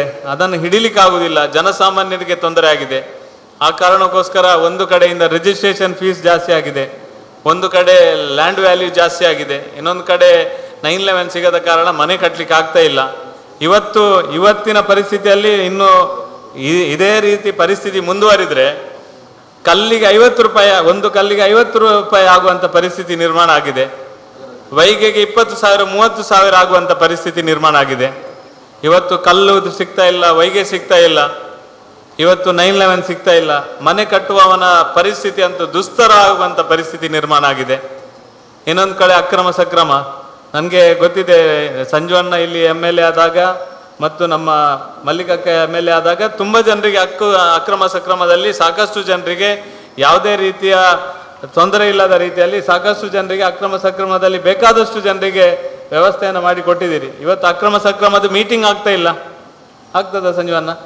ಅಕ್ರಮ ಸಕ್ರಮದ ಮೀಟಿಂಗ್ ಆದರೂ ಕೂಡ ಇದು ಇವತ್ತು ಅಕ್ರಮ ಸಕ್ರಮ ಮೀಟಿಂಗ್ ಆದರೂ ಕೂಡ ಜನಸಾಮಾನ್ಯರಿಗೆ ಗೊತ್ತಾಗುವ ರೀತಿಯಲ್ಲಿ ಆಗ್ತಾ ಇಲ್ಲ. ಕೇವಲ MLA ಮತ್ತು ಅಧಿಕಾರಿ ಕೂತ್ಕೊಂಡು ಇದನ್ನು ಮಾಡಿ ಅವರಿಗೆ ಬೇಕಾದ ಹಾಗೆ ಮಾಡ್ಕೊಂಡು ಹೋಗುವಂಥ ವ್ಯವಸ್ಥೆ ಆಗ್ತಾ ಇದೆ. ಸಾಮಾನ್ಯ ಜನರ ಅರ್ಜಿಗೆ ಅನುಗುಣವಾಗಿ ಅರ್ಜಿ ವಿಲೇವಾರಿ ಆಗ್ತಾ ಇಲ್ಲ. ಇವತ್ತು ರೆವೆನ್ಯೂ ಡಿಪಾರ್ಟ್ಮೆಂಟಲ್ಲಿ RTC ಅಂತಲ್ಲ, ಯಾವುದೇ ಕೆಲಸ ಆಗ್ತಾ ಇಲ್ಲ. ಎಷ್ಟೋ ಜನರದ್ದು ಇವತ್ತು ಲ್ಯಾಂಡ್ ಪ್ರಾಬ್ಲಮ್ ಆಗಿ ಸರ್ವೆ ಮಾಡುವ ಸಂದರ್ಭದಲ್ಲಿ ಯಾರ್ದೋ ಜಾಗ ಯಾರ್ದೋ ಸರ್ವೆ ಜಾಗ ಹೆಸರಲ್ಲಿ ಬಂದರೆ ಅದನ್ನು ನಕ್ಷೆಯನ್ನು ಸರಿ ಮಾಡಿಕೊಡುವಂಥ ಒಂದು ವ್ಯವಸ್ಥೆ ಕೂಡ ಇವತ್ತು ನಮ್ಮ ತಾಲೂಕು ಪಂಚಾಯತಲ್ಲಿ ರೆವೆನ್ಯೂ ಡಿಪಾರ್ಟ್ಮೆಂಟಲ್ಲಿ ಆಗ್ತಾ ಇಲ್ಲ ಎನ್ನುವುದು ಜನರ ಅರಣ್ಯ ರೋದನ, ಜನರ ಮನಸ್ಸು ಇಡೀ ಬಿಗಡಾಯಿಸಿದ ರೀತಿಯಲ್ಲಿ ಆಗಿದೆ. ಕಂದಾಯ ಇಲಾಖೆಯನ್ನ ನೋಡುವಾಗ ಹೆದರ್ಕೊಳ್ಳುವಂಥ ಪರಿಸ್ಥಿತಿ ಈ ಜಿಲ್ಲೆಯಲ್ಲಿ ಆಗಿದೆ. ಇನ್ನೊಂದು ಆಶ್ರಯ ಯೋಜನೆ ನಮ್ಮ ಸರ್ಕಾರದ ನಂತರ ಆಶ್ರಯ ಯೋಜನೆ ಅನ್ನೋದು ಪೂರ್ತಿ ನಿಂತು ಹೋಗಿದೆ. ಆಶ್ರಯ ಯೋಜನೆ ಮನೆ ಕೊಡುವಂಥದ್ದು ಈ ಸರ್ಕಾರಕ್ಕೆ ಮರೆತು ಹೋಗಿದೆ. ಬಡವರ ಅರ್ಜಿ ಸಾಕಷ್ಟು ಸಾವಿರಾರು ಅರ್ಜಿ ಗ್ರಾಮ ಪಂಚಾಯತಲ್ಲಿದೆ. ಆದರೆ ಆಶ್ರಯ ಯೋಜನೆಗೆ ಸಂಬಂಧಪಟ್ಟ ಅದಕ್ಕೆ ಬೇಕಾದ ಲ್ಯಾಂಡ್ ವ್ಯವಸ್ಥೆಯನ್ನು ಮಾಡುವಂಥದ್ದು ಮತ್ತು ಆಶ್ರಯ ಯೋಜನೆಗೆ ಬೇಕಾದ ವ್ಯವಸ್ಥೆಯನ್ನು ಮಾಡುವಂಥದ್ದನ್ನು ಪೂರ್ತಿಯಾಗಿ ಮರೆತು ಬಿಟ್ಟಂತೆ ಈ ಕರ್ನಾಟಕ ಸರ್ಕಾರ ಇದೆ. ಇವತ್ತು ಆಶ್ರಯ ಯೋಜನೆಗೆ ಹಿಂದೆ ನಮ್ಮ ಸರ್ಕಾರ ಇದ್ದಾಗ, BJP ಸರ್ಕಾರ ಇದ್ದಾಗ ಕಟ್ಟಿದಂಥ ಮನೆಗೆ ಕೂಡ ಲಿಂಟಲ್ ಫೌಂಡೇಶನ್ ಆದ ಮನೆಗೆ ಹಣ ಕೊಡುವಂಥ ಪರಿಸ್ಥಿತಿ ರಾಜ್ಯ ಸರ್ಕಾರದ್ದಿಲ್ಲ. ಎಷ್ಟೋ ಆಶ್ರಯ ಯೋಜನೆಯ ಮನೆ ಅರ್ಧಕ್ಕೆ ನಿಂತಿದೆ. ಈ ರೀತಿಯ ಆಶ್ರಯ ಯೋಜನೆಯನ್ನು ಬಡವರಿಗೆ ಕೊಡಬೇಕಾದಂಥ ಒಂದು ಆಶ್ರಯ ಯೋಜನೆ ಕೊಡಲಿಕ್ಕೆ ತಾಕತ್ತಿಲ್ಲದ, ಯೋಗ್ಯತೆ ಇಲ್ಲದಂಥ ಒಂದು ಕಾಂಗ್ರೆಸ್ ಸರ್ಕಾರ ಇವತ್ತು ರಾಜ್ಯದಲ್ಲಿ ಆಡಳಿತ ಮಾಡುವಂಥದ್ದನ್ನು ನಾವು ನೋಡ್ತಾ ಇದ್ದೇವೆ. ಇನ್ನು ಸಂಧ್ಯಾ ಸುರಕ್ಷಾ ಯೋಜನೆ, ವೃದ್ಧಾಪ್ಯ ಯೋಜನೆ, ಈ ಯೋಜನೆ ಸರಿಸುಮಾರು ನನಗಿರುವ ಮಾಹಿತಿ ಪ್ರಕಾರ 25 ಲಕ್ಷಕ್ಕಿಂತ ಜಾಸ್ತಿ ಈ ರಾಜ್ಯದಲ್ಲಿ ಆ ಫಲಾನುಭವಿ ಇದ್ದಾರೆ. ನಮ್ಮ ಜಿಲ್ಲೆಯಲ್ಲಿ ಕೂಡ ಲಕ್ಷಾಂತರ ಜನ ಇದ್ದಾರೆ. ಅವರಿಗೆ ಪೂರ್ತಿ ಯಾವುದೆಲ್ಲ ಹಿಂದಿನ ಅರ್ಜಿಯ ಪ್ರಕಾರ ಕೆಲವರಿಗೆ ಸಿಗ್ತದೆ, ಕೆಲವರಿಗೆ ಸಿಗ್ತಾ ಇಲ್ಲ. ಈಗಿನ ಪರಿಸ್ಥಿತಿಯಲ್ಲಿ ಮುಂದಿನ ದಿನಗಳಲ್ಲಿ ಪೂರ್ತಿಯಾಗಿ ಸಂಧ್ಯಾ ಸುರಕ್ಷಾ ಯೋಜನೆ, ವೃದ್ಧಾಪ್ಯ ಯೋಜನೆಯನ್ನು ಇವತ್ತು ಪೂರ್ತಿಯಾಗಿ ರದ್ದು ಮಾಡುವ ಪರಿಸ್ಥಿತಿಗೆ ಕರ್ನಾಟಕದ ಕಾಂಗ್ರೆಸ್ ಸರ್ಕಾರ ಬಂದಿದೆ. ಅದನ್ನು ಕೊಡ್ತಾ ಇಲ್ಲ. ಇವತ್ತು ಅದನ್ನೇ ನಂಬಿರುವಂಥ ವೃದ್ಧರು ಇವತ್ತು ಪಂಚಾಯತಿಗೆ ಅಲೆದಾಡುವಂಥದ್ದು, ತಾಲೂಕು ಆಫೀಸಿಗೆ ಅಲೆದಾಡುವಂಥ ಪರಿಸ್ಥಿತಿ ನಿರ್ಮಾಣ ಆಗಿದೆ. ಸಂಧ್ಯಾ ಸುರಕ್ಷಾ ಯೋಜನೆಯ ಅದನ್ನೇ ಕಾಯುವ ಎಷ್ಟೋ ಜನ ಹಿರಿಯರಿದ್ದಾರೆ. ವೃದ್ಧಾಪ್ಯ ಯೋಜನೆಯನ್ನೇ ಕಾಯುವಂಥ ಎಷ್ಟೋ ಜನ ಇದ್ದಾರೆ. ಅಂಗವಿಕಲರ ಯೋಜನೆಯಲ್ಲಿ ಹಣ ಬರ್ತಾ ಇಲ್ಲ. ಈ ಯೋಜನೆಗಳಿಗೆ ಕೊಡುವಂಥ ಹಣವನ್ನು ಕೂಡ ಇವತ್ತು ರದ್ದು ಮಾಡುವಂಥ ಪರಿಸ್ಥಿತಿ ಕರ್ನಾಟಕದ ಕಾಂಗ್ರೆಸ್ ಸರ್ಕಾರದ ಇದೆ. ಜೊತೆಗೆ BPL ಕಾರ್ಡ್ ಇದ್ದಾರನ್ನ APL ಮಾಡಿದ್ದಾರೆ. APL ಇದ್ದಾರನ್ನ ರದ್ದು ಮಾಡುವಂಥ ಪರಿಸ್ಥಿತಿ ಈ ರಾಜ್ಯದಲ್ಲಿ ಆಗಿದೆ. ಈ ಪಡಿತರ ವ್ಯವಸ್ಥೆ ನೂತನವಾಗಿ ಯಾರಿಗೆ BPL ಕಾರ್ಡ್ ಆಗಬೇಕು ಅವರಿಗೆ ಕಾರ್ಡ್ ಆಗ್ತಾ ಇಲ್ಲ. ಈ ಕಾರ್ಡುದಾರರನ್ನು ರದ್ದು ಮಾಡಿಸುವಂಥ ಕೆಲಸ ಆಗ್ತಾ ಇದೆ. ಯಾಕೆಂದರೆ ಬೇರೆ ಬೇರೆ ಯೋಜನೆಯಲ್ಲಿ ಅವರಿಗೆ ಹಣ ಕೊಡಬೇಕು. ಆ ಕಾರಣಕ್ಕೋಸ್ಕರ ರದ್ದು ಮಾಡುವಂಥದ್ದು ಆಗ್ತದೆ. ಒಟ್ಟು ಈ ಎಲ್ಲ ಅಂಶಗಳನ್ನು ಇಟ್ಟುಕೊಂಡು ನಾಡಿದ್ದು 23ನೇ ತಾರೀಕು ಗ್ರಾಮ ಪಂಚಾಯತ್ ಎದುರುಗಡೆ ಮತ್ತು ಪಟ್ಟಣ ಪಂಚಾಯತ್ ಎದುರುಗಡೆ, ಪಟ್ಟಣ ಪಂಚಾಯತ್ ಮತ್ತು ಗ್ರಾಮ ಪಂಚಾಯತ್ ನಿಮಗೆ ಅನಿಸ್ಬೋದು, ಪಟ್ಟಣ ಪಂಚಾಯತಲ್ಲಿ ಈ ಖಾತೆ ಆಗ್ತಾ ಇಲ್ಲ, ಈ ಖಾತೆಯ ಮುಖಾಂತರ ಈ ಸಮಸ್ಯೆಯನ್ನು ಪರಿಹಾರ ಮಾಡುವಂಥದ್ದು ಪಟ್ಟಣ ಪಂಚಾಯತ್ ಪುರಸಭೆಯ ಮುಖಾಂತರ ಆಗ್ತಾ ಇಲ್ಲ. ಸಾಕಷ್ಟು ಪಟ್ಟಣ ಪಂಚಾಯತ್ ಪುರಸಭಾ ವ್ಯಾಪ್ತಿಯಲ್ಲಿ ಕೂಡ ಸಾಕಷ್ಟು ಸಮಸ್ಯೆ ಇದೆ. ಇನ್ನೊಂದು ಸಂಜೀವನ, ನಮ್ಮ ಹಿಂದಿನ ಸರ್ಕಾರ ಇರುವಾಗ ನಮ್ಮ ಕಾನ ಬಾನ ಇನ್ನಿತರ ಇದು ಕುಮ್ಕಿ ಲ್ಯಾಂಡನ್ನು, ಈ ಕುಮ್ಕಿ ಲ್ಯಾಂಡನ್ನು ಹಿಂದೆ ಎಲ್ಲ ಯಾರು ಅನುಭವಸ್ಥರಿದ್ದರು ಅವರಿಗೆ ಪೂರ್ತಿಯಾಗಿ ಅವರಿಗೆ ಅರ್ಜಿ ಹಾಕಿದ ಸಂದರ್ಭದಲ್ಲಿ ಅವರಿಗೆ ಅದನ್ನೇ ಅಕ್ರಮ ಸಕ್ರಮದಲ್ಲಿಟ್ಟು ಅವರಿಗೆ ಕೊಡುವಂಥ ವ್ಯವಸ್ಥೆ ಎಲ್ಲ ಆಗ್ತಾ ಇತ್ತು. ಇವಾಗ ಸರ್ಕಾರ ನೂತನ ಹೊಸ ಕಾಯ್ದೆಯನ್ನು ತಂದಿದೆ. ಆ ಕಾಯ್ದೆ ಪ್ರಕಾರ ಇಲ್ಲಿ ಸಾಜರಿಗೆ 5 ಎಕರೆ ಜಾಗ, 5 ಎಕರೆ ಅದಕ್ಕೆ 5 ಎಕರೆ ವರ್ಗ ಮತ್ತು 5 ಎಕರೆ ಅದಕ್ಕೆ ಸಂಬಂಧಪಟ್ಟ ಕೃಷಿಗೆ ಸಂಬಂಧಪಟ್ಟ ಕೃಷಿ ಲ್ಯಾಂಡ್ ಇದ್ದರೆ, ಕುಮ್ಕಿ ಲ್ಯಾಂಡ್ ಇದ್ದರೆ, ಇವರು ಇದರಲ್ಲಿ 5 ಸೆನ್ಸ್ ಮನೆ ಕಟ್ಟಲಿಕ್ಕೆ ಕನ್ವರ್ಷನ್ ಮಾಡಿದರೆ ಆ 5 ಎಕರೆದ್ದು ಕೂಡ ಹಕ್ಕನ್ನು ಕಳ್ಕೊಳ್ಳುವ ರೀತಿಯಲ್ಲಿ ಇವತ್ತು ಸರ್ಕಾರ ಮಾಡಿದೆ. ಇವರು ಮನೆ ಕಟ್ಟಲಿಕ್ಕೆ 5 ಸೆನ್ಸ್ ಕನ್ವರ್ಷನ್ ಮಾಡಿದ್ರು ಆ 5 ಎಕರೆಗೆ ಕ್ಲೈಮ್ ಮಾಡುವಾಗಿಲ್ಲ. ಇನ್ನೊಂದು, ಇವರು 5 ಸೆನ್ಸ್ ಮಾರಿದರೆ ಅಲ್ಲಿ ಮುಗಿಯಿತು, ಕತೆ ಮುಗಿಯಿತು. ಇವತ್ತಿನ ಪರಿಸ್ಥಿತಿಯಲ್ಲಿ 5 ಸೆನ್ಸ್ ಜಾಗ ಕೂಡ ಪಡ್ಕೊಳ್ಳಿಕ್ಕೆ ಕೂಡ ತೊಂದರೆ ಆಗುವಂಥ ಪರಿಸ್ಥಿತಿ ಆಗಿದೆ. ಮತ್ತು ಮೂಲ ಯಾರು ಕುಮ್ಕಿದಾರರಿದ್ದಾರೆ ಅವರಿಗೂ ಕೂಡ ಇಡೀ ರಾಜ್ಯದಲ್ಲಿ, ಇಡೀ ಜಿಲ್ಲೆಯಲ್ಲಿ ಇದರಿಂದಾಗಿ ಸಾಕಷ್ಟು ಸಮಸ್ಯೆ ಆಗಿದೆ. ಬಡ ರೈತರಿಗೆ, ಬಡ ಕುಟುಂಬದವರಿಗೆ ಈ ರೀತಿಯ ಇವರ ಕಾನೂನಿಂದಾಗಿ ಸಾಕಷ್ಟು ಸಮಸ್ಯೆ ಆಗಿದೆ. ಎಲ್ಲ ಸಮಸ್ಯೆಗಳ ವಿರುದ್ಧ ಸರ್ಕಾರಕ್ಕೆ ಎಚ್ಚರಿಕೆ ಮುಟ್ಟಿಸುವ ನಿಟ್ಟಿನಲ್ಲಿ ಈ ಒಂದು ಸಂಗತಿಗಳನ್ನು ಸರ್ಕಾರ ತಕ್ಷಣವೇ ಸರಿ ಮಾಡಬೇಕೆನ್ನುವ ಹಿನ್ನೆಲೆಯಲ್ಲಿ ನಾಡಿದ್ದು 23ನೇ ತಾರೀಕು ಎಲ್ಲ ಗ್ರಾಮ ಪಂಚಾಯತಿಗಳ ಎದುರುಗಡೆ ಫಲಾನುಭವಿಗಳ ಜೊತೆ ನಮ್ಮ ಕಾರ್ಯಕರ್ತರು ಇದ್ದು ಬೆಳಿಗ್ಗೆ 10 ಗಂಟೆಗೆ ಈ ಒಂದು ಪ್ರತಿಭಟನಾ ಸಭೆ ಏಕಕಾಲದಲ್ಲಿ ನಾಡಿದ್ದು 23ನೇ ತಾರೀಕು ಮಾಡಬೇಕು ಅಂತ ಈಗಾಗಲೇ ಜಿಲ್ಲೆಯಿಂದ ನಾವು ಸೂಚನೆ ಕೊಟ್ಟಿದ್ದೇವೆ. ಇದು ಉಡುಪಿ ಮತ್ತು ದಕ್ಷಿಣ ಕನ್ನಡ ಜಿಲ್ಲೆಯಲ್ಲಿ ಮಾತ್ರ ನಾವು ಮಾಡ್ತಾ ಇದ್ದೇವೆ. ರಾಜ್ಯದಲ್ಲಿ ಏನು ಯೋಚನೆ ಮಾಡ್ತಾರೆ ಗೊತ್ತಿಲ್ಲ. ನಮ್ಮ ಜಿಲ್ಲೆಯಲ್ಲಿ ಮಾಡಬೇಕು. ನಮ್ಮ ಜಿಲ್ಲೆಯಲ್ಲಿ ಸಾಮಾನ್ಯ ರೈತರ ಪರವಾಗಿ, ಸಾಮಾನ್ಯ ಕೂಲಿ ಕಾರ್ಮಿಕರ ಪರವಾಗಿ, ಸಾಮಾನ್ಯ ಜನರ ಪರವಾಗಿ ನಿಲ್ಲಬೇಕು ಎನ್ನುವ ಹಿತದೃಷ್ಟಿಯಿಂದ ನಾವು ಭಾರತೀಯ ಜನತಾ ಪಾರ್ಟಿ ಎಲ್ಲ ಕಾರ್ಯಕರ್ತರು ಇದಕ್ಕೆ ಧುಮುಕಬೇಕು. ಎಲ್ಲರೂ ಇದರ ಹಿಂದ್ಗಡೆ ಪೂರ್ಣ ಪ್ರಮಾಣದಲ್ಲಿ ಕೆಲಸ ಮಾಡಬೇಕು. 23ನೇ ತಾರೀಕು ಇಡೀ ಜಿಲ್ಲೆಯಲ್ಲಿ ಏಕಕಾಲದಲ್ಲಿ ಪಟ್ಟಣ ಪಂಚಾಯತ್, ಪುರಸಭೆ, ನಗರಸಭೆ, ಮಂಗಳೂರು ಮಹಾನಗರ ಪಾಲಿಕೆ ಎದುರುಗಡೆ ಕೂಡ ಈ ಒಂದು ಪ್ರತಿಭಟನಾ ಸಭೆಯನ್ನು ಮಾಡ್ತಾರೆ. ಇದಕ್ಕೆ ಸಂಬಂಧಪಟ್ಟ ಹಾಗೆ ನಮ್ಮ ಜಿಲ್ಲೆಯಿಂದ 3-4 ಜನರಿಗೆ, ನಮ್ಮ ಸುನೀಲ್ ಆಳ್ವರಿಗೆ, ಸೀತಾರಾಮರಿಗೆ ಮತ್ತು ಇನ್ನೂ ನೇತೃತ್ವವನ್ನು ಪ್ರೇಮಾನಂದ ಶೆಟ್ಟಿಗೆ ಈ ಜವಾಬ್ದಾರಿಯನ್ನು ಕೊಟ್ಟಿದೆ. ನಮ್ಮ ಎಲ್ಲ MLA ಅವರು, ಎದುರು ಕೂತ ಎಲ್ಲ BJPಯ ನಾಯಕರು ಇದರ ಬಗ್ಗೆ ಗಂಭೀರವಾಗಿ ಒಂದು ಸಮಸ್ಯೆಗೆ ಸ್ಪಂದನೆ ಮಾಡುವ ರೀತಿಯಲ್ಲಿ ಕೇವಲ ಸಾಂಕೇತಿಕ ಆಗಬಾರದು, ದೊಡ್ಡ ಪ್ರಮಾಣದಲ್ಲಿ ಈ ಹೋರಾಟವನ್ನು ರಾಜ್ಯ ಸರ್ಕಾರ ಕಣ್ತೆರೆಸುವ ರೀತಿಯಲ್ಲಿ ದಕ್ಷಿಣ ಕನ್ನಡ ಜಿಲ್ಲೆಯಲ್ಲಿ ಈ ಹೋರಾಟ ಆಗಬೇಕು ಅಂತ ನಿಮ್ಮಲ್ಲಿ ವಿನಂತಿಯನ್ನು ಮಾಡ್ತಾ ಎಲ್ಲ ರೀತಿಯ ಸಹಕಾರವನ್ನು ನೀವೆಲ್ಲ ಕೊಡಬೇಕು. ಹಿಂದೆ ಕೂಡ ಪುತ್ತೂರಲ್ಲಿ ಯಾವ ರೀತಿಯ ಸಂಘಟನಾತ್ಮಕವಾಗಿ ಮತ್ತು ಎಲ್ಲ ಕೆಲಸ ಕಾರ್ಯವನ್ನು ಕೊಟ್ಟಾಗ ಅತ್ಯಂತ ಯಶಸ್ವಿಯಾಗಿ ಈ ಒಂದು ಕ್ಷೇತ್ರದಲ್ಲಿ ನೀವೆಲ್ಲ ಒಟ್ಟಾಗಿ ಒಂದಾಗಿ ಕೆಲಸವನ್ನು ಮಾಡಿದ್ದೀರಿ. ಮುಂದಕ್ಕೆ ಕೂಡ ಸಂಘಟನಾತ್ಮಕವಾಗಿ ಮತ್ತು ಜನಪರವಾದ ಹೋರಾಟದಲ್ಲಿ ನೀವೆಲ್ಲ ರೀತಿಯ ಸಹಕಾರವನ್ನು ಕೊಡಬೇಕು ಅಂತ ವಿನಂತಿಯನ್ನು ಮಾಡ್ತಾ ಈ ಒಂದು ಕಾರ್ಯಾಗಾರ ಅತ್ಯಂತ ಯಶಸ್ವಿಯಾಗಲಿ. ಈ ಕಾರ್ಯಾಗಾರ ಮತ್ತು ಪ್ರತಿಭಟನೆ ಈ ಎರಡನ್ನೂ ಕೂಡ ಮರಿಬೇಡಿ. ಎರಡೂ ಸಹ ನಮಗೆ ಬೇಕಾದ ಸಂಗತಿ. ಈ ಎರಡಕ್ಕೆ ಕೂಡ ಈ ವಿಕಸಿತ ಭಾರತ ನಮ್ಮ ಇದು ಕಾರ್ಯಾಗಾರ ಇನ್ನು ಮುಂದಿನ 2 ತಿಂಗಳುಗಳ ಕಾಲ ಈ ಒಂದು ಕಾರ್ಯಕ್ರಮ ನಡೀತದೆ. ಇದಕ್ಕೆ ಕೂಡ ಗಂಭೀರವಾಗಿ ಗಮನ ಕೊಡಬೇಕು. 23ನೇ ಪ್ರತಿಭಟನೆಗೆ ಹೆಚ್ಚು ಆಸಕ್ತಿಯಿಂದ ನೀವೆಲ್ಲ ಗಂಭೀರವಾಗಿ ನಮ್ಮ ಗ್ರಾಮ ಪಂಚಾಯತಲ್ಲಿ, ನಮ್ಮ ಪಟ್ಟಣ ಪಂಚಾಯತಲ್ಲಿ ಎಲ್ಲ ಯಾರು ಸದಸ್ಯರಿದ್ದಾರೆ ಅವರೆಲ್ಲ ಗಂಭೀರವಾಗಿ ಗಮನ ಕೊಡಬೇಕು. ಇನ್ನೊಂದು ಮುಖ್ಯ ಇರುವಂಥದ್ದು, ಕೆಲವರ ಮನಸ್ಸಲ್ಲಿ ಉಂಟು, ಪುತ್ತೂರಲ್ಲಿ ಹೆಚ್ಚು ಕಡಿಮೆ ಎಲ್ಲ BJP ಗ್ರಾಮ ಪಂಚಾಯತ್ ಇರೋದು, ಎಲ್ಲ ಪಟ್ಟಣ ನಮ್ಮ ಪಂಚಾಯತ್ ಎದುರುಗಡೆ ನಾವು ಹೇಗೆ ಕೂತ್ಕೊಳ್ಳೋದು ಪ್ರತಿಭಟನೆಗೆ ಮನಸ್ಸಿಗೆ ಬರ್ಬೋದು. ನಮ್ಮ ಗ್ರಾಮ ಪಂಚಾಯತಲ್ಲಿ ಇವತ್ತು ಉದಾಹರಣೆಗೆ ಚಂದ್ರಶೇಖರ್ ಬಪ್ಪಲಿಗೆ ಒಂದು ಗ್ರಾಮ ಪಂಚಾಯತ್ ಅಧ್ಯಕ್ಷರಂತ ತಿಳ್ಕೊಳ್ಳಿ ಅಥವಾ ಸದಸ್ಯರಂತ ತಿಳ್ಕೊಳ್ಳಿ. ಇವರಲ್ಲಿ ಆಶ್ರಯ ಮನೆ ಯಾಕೆ ಕೊಡೋದಿಲ್ಲ ಅಂತ ಚಂದ್ರಶೇಖರ್ ಹತ್ರ ಕೇಳೋದು. ಇವರು ಹೇಳಬೇಕಲ್ಲ, ಸರ್ಕಾರ ಕೊಡಲಿಲ್ಲ ಅದಕ್ಕೋಸ್ಕರ ನಾವು ಇಲ್ಲಿ ಕೂತಿದ್ದೇವೆ ಅಂತ ಹೇಳಬೇಕು. ವೃದ್ಧಾಪ್ಯ ಯಾಕೆ ರದ್ದು ಮಾಡಿದ್ದೇವೆ ಅಂತ ನಾವು ಸರ್ಕಾರಕ್ಕೆ ತಿಳಿಸುವಂಥ ಕೆಲಸ ಮಾಡಬೇಕಿದ್ರೆ ನಾವು ಕಾಂಗ್ರೆಸ್ ಸರ್ಕಾರದ ವಿರುದ್ಧ ಎಲ್ಲ ಗ್ರಾಮ ಪಂಚಾಯತಲ್ಲಿ ನಾವು ಕೂತು ಅದರ ಬಗ್ಗೆ ಒತ್ತಾಯ ಮಾಡುವಂಥ ಕೆಲಸವನ್ನು ನಾವೆಲ್ಲ ಒಟ್ಟಾಗಿ ಮಾಡಬೇಕು. ಇದರಲ್ಲಿ ನಮ್ಮ ಗ್ರಾಮ ಪಂಚಾಯತ್, ಅವರ ಗ್ರಾಮ ಪಂಚಾಯತ್ ಇದೆಲ್ಲ ಏನಿಲ್ಲ. ನಾವು ರಾಜ್ಯ ಸರ್ಕಾರಕ್ಕೆ ಕಣ್ತೆರೆಸುವ ಒಂದು ಕೆಲಸವನ್ನು ಮಾಡ್ತಾ ಇರುವಂಥದ್ದು. ಇದರ ಬಗ್ಗೆ ಗಂಭೀರವಾಗಿ ಎಲ್ಲರೂ ಗಮನ ಕೊಡಬೇಕು ಅಂತ ವಿನಂತಿಯನ್ನು ಮಾಡ್ತಾ ನನ್ನ ಮಾತನ್ನು ನಿಲ್ಲಿಸ್ತೇನೆ. ಜೈ ಹಿಂದ್, ಜೈ ಕರ್ನಾಟಕ. ಕಾಂಗ್ರೆಸ್ ಸರ್ಕಾರದ ದುರಾಡಳಿತವಾಗಿ ಹೇಳಿದಂತಹ ಶ್ರೀಯುತ ಸತೀಶ್ ಕುಂಪಲ ಜಿಲ್ಲಾಧ್ಯಕ್ಷರು, ಇವರಿಗೆ ವಂದನೆಗಳು. ವಿಕಸಿತ ಭಾರತದ ಅಮೃತಕಾಲ, ಸೇವೆ, ಸುಶಾಸನ, ಬಡವರ ಕಲ್ಯಾಣದ ಮೋದಿ ಸರ್ಕಾರಕ್ಕೆ 11 ವರ್ಷ, ವಿಕಸಿತ ಭಾರತದ ಸಂಕಲ್ಪ, ಇದರ ಕುರಿತು ಈಗ ಮಾತನಾಡಲಿಕ್ಕಿದ್ದಾರೆ ಶ್ರೀಯುತ ವಿಕಾಸ್ ಪುತ್ತೂರು ಇವರು. ಪುತ್ತೂರು ಗ್ರಾಮಾಂತರ ಮತ್ತು ನಗರ ಮಂಡಲದ ವತಿಯಿಂದ ಭಾರತೀಯ ಜನತಾ ಪಾರ್ಟಿಯ ಕೇಂದ್ರ ಸರ್ಕಾರದ 11 ವರ್ಷಗಳ ಸಾಧನೆಯನ್ನು ನಾವು ಯಾವ ರೀತಿಯಲ್ಲಿ ಜನಮಾನಸಗಳಿಗೆ ತಲುಪಿಸಬೇಕು ಅನ್ನುವಂಥ ನಿಟ್ಟಿನಲ್ಲಿ ರೂಪುರೇಷೆಗಳನ್ನು ಮಾಡ್ತಾ ಅದರ ಬಗ್ಗೆ ಒಂದಿಷ್ಟು ಮಾಹಿತಿಗಳನ್ನು ತಿಳಿದುಕೊಳ್ಳುವ ನಿಟ್ಟಿನಲ್ಲಿ ನಾವೆಲ್ಲರೂ ಕೂಡ ಇವತ್ತು ಇಲ್ಲಿ ಸೇರಿದ್ದೇವೆ. ಈ ವೇದಿಕೆ ಮೇಲೆ ಆಸೀನರಾಗಿರ್ತಕ್ಕಂಥ ಜಿಲ್ಲೆಯ ಅಧ್ಯಕ್ಷರಾದಂಥ ಮಾನ್ಯ ಸತೀಶ್ ಕುಂಪಲ ಅವರೇ, ಮಂಡಲದ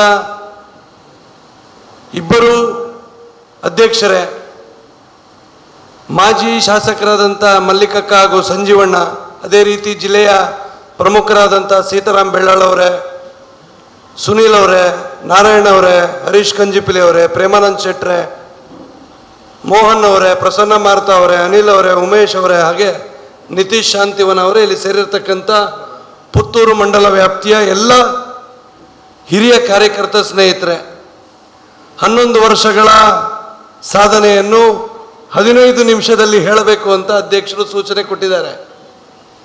11 ವರ್ಷದ ಸಾಧನೆ 15 ನಿಮಿಷದಲ್ಲಿ ಹೇಳಲಿಕ್ಕೆ ಖಂಡಿತ ಸಾಧ್ಯ ಇಲ್ಲ.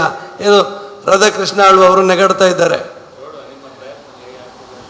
ಹಾಗೆ ಪ್ರಯತ್ನ ಅಂತ ಹೇಳಿದ್ದಾರೆ. ಅದಕ್ಕೆ ನಾನು ಸಂಕ್ಷಿಪ್ತವಾಗಿ 2 ವಿಷಯಗಳನ್ನು ಮಾತ್ರ ಉಲ್ಲೇಖ ಮಾಡ್ತೇನೆ. ಇತ್ತೀಚೆಗೆ ಆದಂಥ ಆಪರೇಷನ್ ಸಿಂಧೂರ, ಭಾರತ ಯಾವ ರೀತಿಯಲ್ಲಿ ಮೋದಿಜಿಯವರ ನೇತೃತ್ವದ ಸರ್ಕಾರದ ಅಡಿಯಲ್ಲಿ ಅತ್ಯಂತ ಸಶಕ್ತವಾಗಿ ನಮ್ಮ ಸೈನ್ಯ ಮತ್ತು ಒಟ್ಟು ರಕ್ಷಣಾ ವ್ಯವಸ್ಥೆ ಯಾವ ರೀತಿಯಲ್ಲಿ ಬೆಳೆದಿದೆ, ಯಾವ ರೀತಿಯಲ್ಲಿ ಸಶಕ್ತವಾಗಿದೆ ಅನ್ನುವಂಥದ್ದನ್ನು ಒಂದು ನಾವೆಲ್ಲರೂ ಕೂಡ ಅರ್ಥ ಮಾಡಿಕೊಳ್ಬೇಕು. ಅದೇ ರೀತಿಯಲ್ಲಿ ಆರ್ಥಿಕವಾಗಿ ಯಾವುದೇ ಒಂದು ರಾಷ್ಟ್ರ ಅತ್ಯಂತ ಬಲಿಷ್ಠವಾಗಿ, ಅತ್ಯಂತ ಇಡೀ ಪ್ರಪಂಚದಲ್ಲಿ ಅತ್ಯಂತ ಸಮರ್ಪಕವಾಗಿ ಬೆಳೆದು ನಿಲ್ಲಬೇಕು ಅಂತಾದಾಗ ಈ 2 ಅಂಶಗಳು ಅತ್ಯಂತ ಪ್ರಮುಖವಾಗುತ್ತೆ. ಒಂದು, ಆರ್ಥಿಕವಾಗಿ ಆ ರಾಷ್ಟ್ರ ಎಷ್ಟು ಸದೃಢವಾಗಿದೆ, ಮತ್ತೊಂದು ರಕ್ಷಣಾತ್ಮಕವಾಗಿ ರಕ್ಷಣಾ ಕ್ಷೇತ್ರದಲ್ಲಿ ಆ ರಾಷ್ಟ್ರ ಎಷ್ಟು ಪ್ರಮುಖವಾಗಿ, ಎಷ್ಟು ಬಲಿಷ್ಠವಾಗಿ ನಿಂತಿದೆ ಅಂತ. ಇದನ್ನು ನಾವು ವಿಮರ್ಶೆ ಮಾಡುವ ಮೊದಲು 2014ರ ಹಿಂದೆ ಭಾರತ ಹೇಗಿತ್ತು ಇದನ್ನು ಆಲೋಚನೆ ಮಾಡಬೇಕು. 2004ನೇ ಇಸ್ವಿಯಲ್ಲಿ ಮಾನ್ಯ ಅಟಲ್ ಬಿಹಾರಿ ವಾಜಪೇಯಿ ಅವರ ಸರ್ಕಾರದ ನಂತರ ಆಡಳಿತಕ್ಕೆ ಬಂದಂಥ UPA ಅವಧಿಯಲ್ಲಿ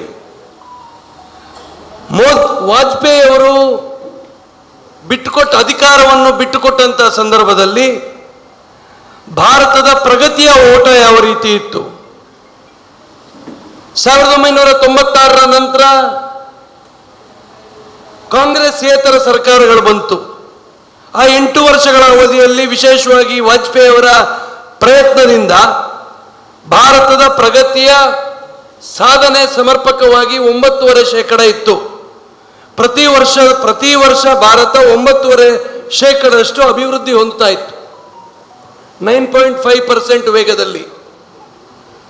ಮನಮೋಹನ್ ಸಿಂಗ್ ಅವರು ಅಧಿಕಾರ ಸ್ವೀಕಾರ ಮಾಡಿ 10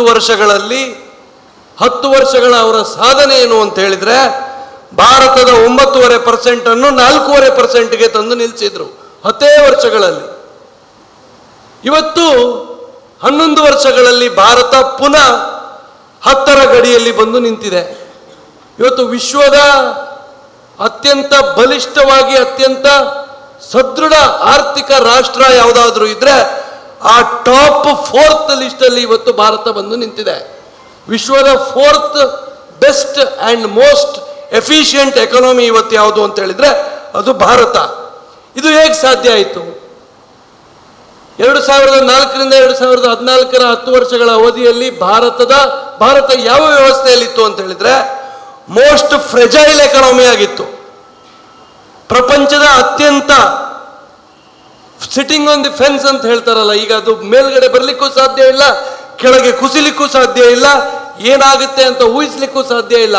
ಆ ರೀತಿ ಮೋಸ್ಟ್ ಫ್ರೆಜೈಲ್ ಎಕಾನಮಿ ಆಗಿ ಭಾರತ ಇತ್ತು.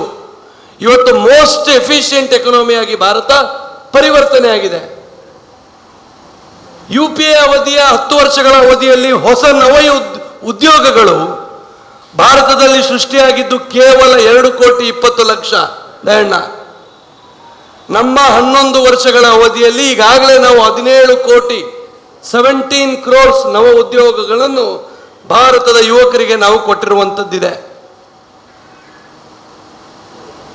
ಯಾವಾಗಲೂ ಕೂಡ ಸಮರ್ಪಕವಾಗಿ ಒಂದು ರಾಷ್ಟ್ರ ಬೆಳಿಬೇಕು ಅಂತ ಆದಾಗ, ಭಾರತದ ಆರ್ಥಿಕತೆ ಪ್ರಬಲವಾಗಿ ನಿಲ್ಲಬೇಕು ಅಂತ ಆದಾಗ ನಮ್ಮ ಆಮದು ಹೆಚ್ಚಿರಬೇಕು, ಅಲ್ಲ ನಮ್ಮ ರಫ್ತು ಹೆಚ್ಚಿರಬೇಕು, ಆಮದು ಕಡಿಮೆ ಇರಬೇಕು, ಎಕ್ಸ್ಪೋರ್ಟ್ ಜಾಸ್ತಿ ಇರಬೇಕು. ಎಕ್ಸ್ಪೋರ್ಟ್ ಜಾಸ್ತಿ ಆದಾಗ ಹೊರಗಿನಿಂದ ದುಡ್ಡು ಬರುತ್ತೆ. ಅದೇ ರೀತಿಯಲ್ಲಿ ನಮ್ಮ ಮೇಲೆ ಹೂಡಿಕೆ ಜಾಸ್ತಿ ಆಗಬೇಕು, ಭಾರತದ ಒಳಗೆ ಹೂಡಿಕೆ ಜಾಸ್ತಿ ಆಗಬೇಕು. UPA ಅವಧಿಯ 10 ವರ್ಷಗಳ ಅವಧಿಯಲ್ಲಿ ಭಾರತಕ್ಕೆ ಬಂದಂತ ಒಟ್ಟು FDI ಎಷ್ಟು ಅಂತ ಹೇಳಿದ್ರೆ ಕೇವಲ $350 ಬಿಲಿಯನ್.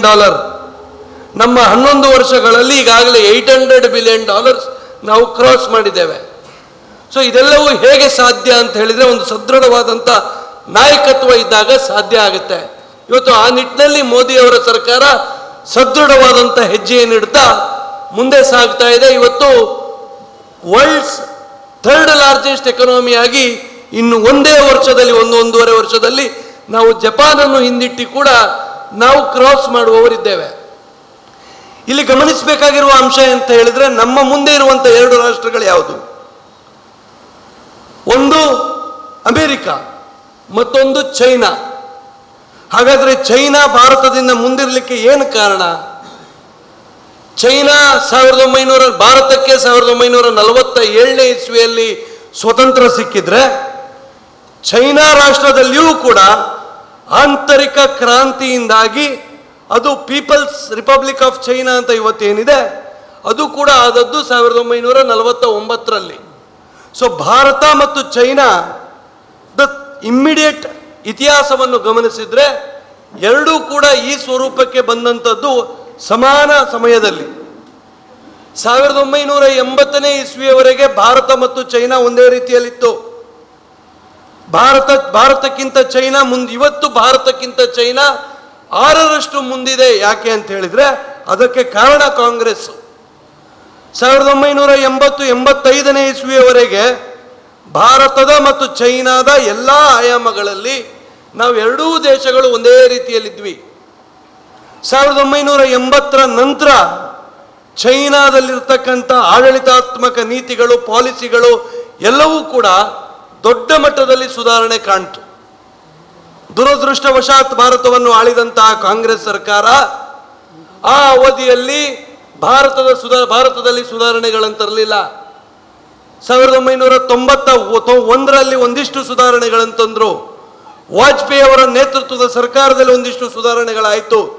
ಈ 2014ನೇ ಇಸ್ವಿಯವರೆಗೆ ಭಾರತದಲ್ಲಿ ಯಾವುದೇ ರಂಗದಲ್ಲಿ ದೊಡ್ಡ ಪ್ರಮಾಣದ ರಿಫಾರ್ಮ್ಸ್ ಅನ್ನುವಂಥದ್ದಿರಲಿಲ್ಲ.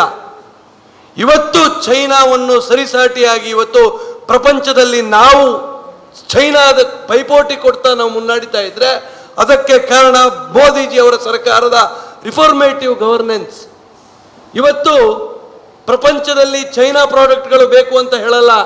ಇವತ್ತು ಇಡೀ ಪ್ರಪಂಚದಲ್ಲಿ ಭಾರತದ ಪ್ರಾಡಕ್ಟ್ಗಳಿಗೆ ಇವತ್ತು ಒಂದು ಗೌರವ ಬಂದಿದೆ, ಒಂದು ಬೆಲೆ ಬಂದಿದೆ. ಇವತ್ತು ಡಿಫೆನ್ಸ್ನಲ್ಲಿಯೂ ಕೂಡ ಇವತ್ತು ಯಾವುದೇ ರೀತಿಯಲ್ಲಿ ಚೈನಾ ಪ್ರಾಡಕ್ಟ್ಸ್ಗೆ ಇವತ್ತು ಮಾರುಕಟ್ಟೆ ಇಲ್ಲ. ಇವತ್ತು ಭಾರತದ ಪ್ರಾಡಕ್ಟ್ಗಳಿಗೆ ಬೆಲೆ ಇದೆ. ಈ ಕೆಲಸವನ್ನು 1980ನೇ ಇಸ್ವಿಯಲ್ಲೇ ಮಾಡಲಿಕ್ಕೆ ಪ್ರಾರಂಭ ಮಾಡಿರ್ತಿದ್ರೆ ಬಹುಶಃ ಇವತ್ತು ಚೈನಾ ಈ ಪ್ರಮಾಣದಲ್ಲಿ ಏನು ಬೆಳೆದಿದೆ, ಈ ಪ್ರಮಾಣದಲ್ಲಿ ಇವತ್ತು ಭಾರತಕ್ಕೆ ಏನದು ಥ್ರೆಟ್ ಆಗಿ ಪರಿವರ್ತನೆ ಆಗಿದೆ, ಈ ಪ್ರಮಾಣದಲ್ಲಿ ಅದು ಆಗ್ತಾ ಇರಲಿಲ್ಲ. ಇನ್ನೂ ಕೂಡ ಕಾಲ ಮಿಂಚಿಲ್ಲ. ನಮ್ಮ ಎದುರುಗಡೆ ಇರತಕ್ಕಂಥ ಸವಾಲುಗಳನ್ನು ಸಮರ್ಥವಾಗಿ ಎದುರಿಸುವ ನಿಟ್ಟಿನಲ್ಲಿ ನಮ್ಮ ಬಲಿಷ್ಠವಾದಂಥ ಸರ್ಕಾರ ನಮ್ಮೊಂದಿಗೆ ಇದೆ. ಆಪರೇಷನ್ ಸಿಂಧೂರ ದೊಡ್ಡ ಪ್ರಮಾಣದಲ್ಲಿ ಯಶಸ್ಸು ಕಂಡಿದೆ. ದೊಡ್ಡ ಪ್ರಮಾಣದಲ್ಲಿ ಇವತ್ತು ಜಗತ್ತು ಭಾರತದ ತಾಕತ್ತೇನು, ಭಾರತದ ಸಾಮರ್ಥ್ಯ ಏನು, ಭಾರತ ತಕ್ಕ ಮಟ್ಟಿಗೆ ಉತ್ತರ ಕೊಡುವಂತ ರಾಷ್ಟ್ರ ಅಂತ ಇವತ್ತು ಪ್ರಪಂಚ ಮಾತಾಡಲಿಕ್ಕೆ ಪ್ರಾರಂಭ ಮಾಡಿದೆ. ನಾವು ಇದಕ್ಕೂ ಕೂಡ ಇತಿಹಾಸ ಇದೆ, ಇದನ್ನು ಕೂಡ ಗಮನಿಸಬೇಕು.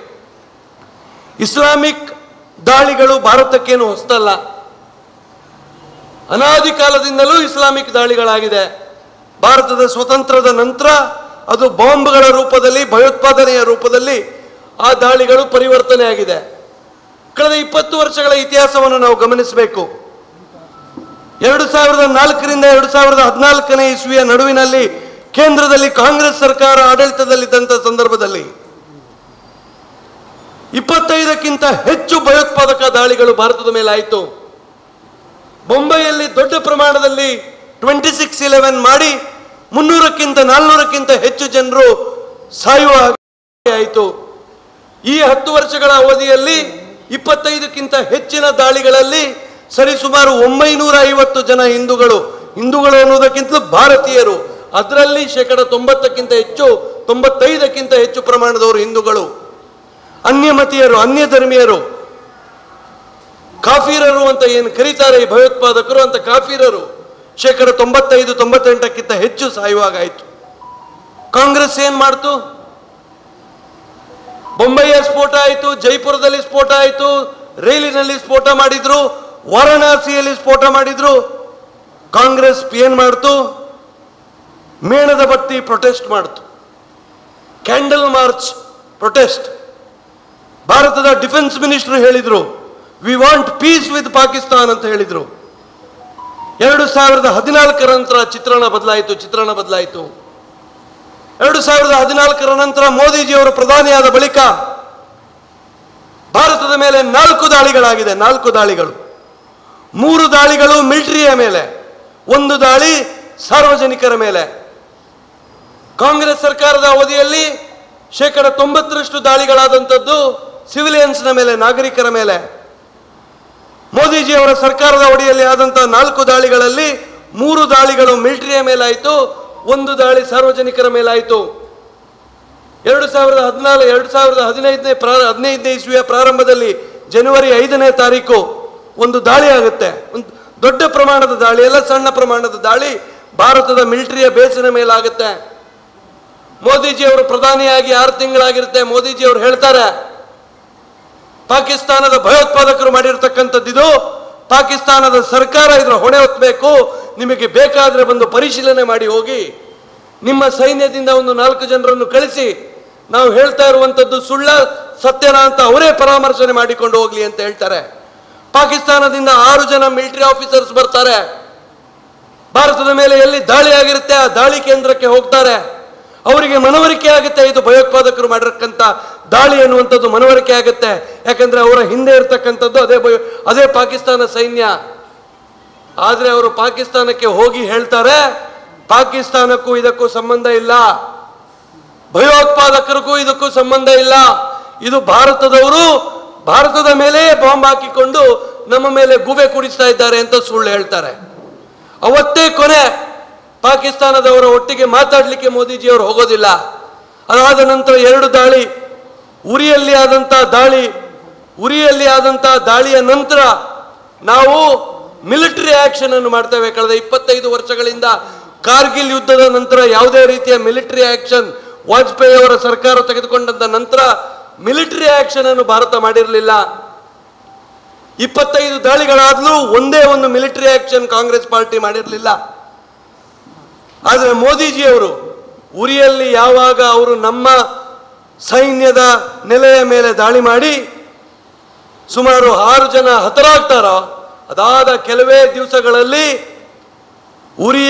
ಉರಿಯಲ್ಲಿರ್ತಕ್ಕಂಥ ಆ ಭಾರತದ ಬಾರ್ಡರ್ ಜಮ್ಮು ಕಾಶ್ಮೀರದ ಆಕ್ರಮಿತ ಕಾಶ್ಮೀರದಲ್ಲಿ ಏನು ಯಾವೆಲ್ಲ ಭಯೋತ್ಪಾದಕ ನೆಲೆಗಳಿತ್ತು ಆ ನೆಲೆಗಳ ಒಳಗೆ ಹೊಕ್ಕಿ ನಮ್ಮ ಏರ್ಫೋರ್ಸ್ನ ಮುಖಾಂತರ 6ಕ್ಕಿಂತ ಹೆಚ್ಚು ಭಯೋತ್ಪಾದಕ ನೆಲೆಗಳನ್ನು ನಾವು ಅದರ ಮೇಲೆ ದಾಳಿ ಮಾಡಿ ಸುಮಾರು 300 ಜನ ಭಯೋತ್ಪಾದಕರನ್ನು ಉರಿಯ ಅಟ್ಯಾಕಿನಲ್ಲಿ ನಾವು ನಮ್ಮ ಪ್ರತೀಕಾರವನ್ನು ತೀರಿಸಿಕೊಂಡಿರ್ತೇವೆ. ಇದಾದ ನಂತರ ಮೊದಲ ಸಲ ಅವರು ನಮ್ಮ ಯೋಧರ ಮೇಲೆ 2019ರ ನಮ್ಮ ಕಾನ್ವಾಯ್ನ ಮೇಲೆ ಅಟ್ಯಾಕ್ ಮಾಡ್ತಾರೆ. ಈ ಕಾನ್ವಾಯ್ನ ಮೇಲೆ ಅಟ್ಯಾಕ್ ಮಾಡಿದಾಗಲೂ ನಮ್ಮ 40 ಜನ ಯೋಧರು ಹತರಾಗ್ತಾರೆ. ಆಗಲೂ ಕೂಡ ನಾವು ಕೈಕಟ್ಟಿ ಕೂರಲಿಲ್ಲ. ಕೇವಲ 7 ದಿವಸಗಳಲ್ಲಿ ನಾವು ಪ್ರತಿಕ್ರಿಯೆಯನ್ನು ಕೊಟ್ವಿ. ಬಾಲಾಕೋಟ್ನ ಮುಖಾಂತರ ಏರ್ ಸ್ಟ್ರೈಕ್ ಅನ್ನು ಮಾಡಿ ಆ ಜಮ್ಮು ಕಾಶ್ಮೀರ ಪ್ರಾಂತದಲ್ಲಿರ್ತಕ್ಕಂಥ ಆಕ್ರಮಿತ ಕಾಶ್ಮೀರದಲ್ಲಿರ್ತಕ್ಕಂಥ ಅಷ್ಟೂ ಭಯೋತ್ಪಾದಕ ಕೇಂದ್ರಗಳನ್ನು ನಾವು ಧ್ವಂಸ ಮಾಡಿ 400ಕ್ಕಿಂತ ಹೆಚ್ಚು ಭಯೋತ್ಪಾದಕರು ಅವತ್ತು ಪಾಕಿಸ್ತಾನದ ಭಯೋತ್ಪಾದಕರನ್ನು ಅವತ್ತು ನಮ್ಮ ಸೈನ್ಯ ಕೊಂದಿರುತ್ತೆ. ಇದಾದ ನಂತರ ಪಾಕಿಸ್ತಾನ ಚೇಷ್ಟೆ ಮಾಡಲಿಕ್ಕೆ ಹೋಗೋದಿಲ್ಲ.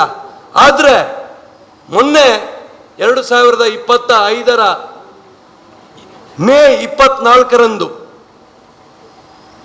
ಇದೇ ಭಯೋತ್ಪಾದಕರು, ಆ ಭಯೋತ್ಪಾದಕರ ಹಿಂದೆ ಇದ್ದದ್ದು ಯಾರು? ಇದೇ ಪಾಕಿಸ್ತಾನದ ಸೈನ್ಯ. ಆ ದಾಳಿ ಆಗುವ 15 ದಿವಸ ಮೊದಲು ಪಾಕಿಸ್ತಾನದ ಸೈನ್ಯಾಧಿಕಾರಿ ಒಂದು ಭಾಷಣವನ್ನು ಮಾಡ್ತಾರೆ ಸಂಜೀವಣ್ಣ.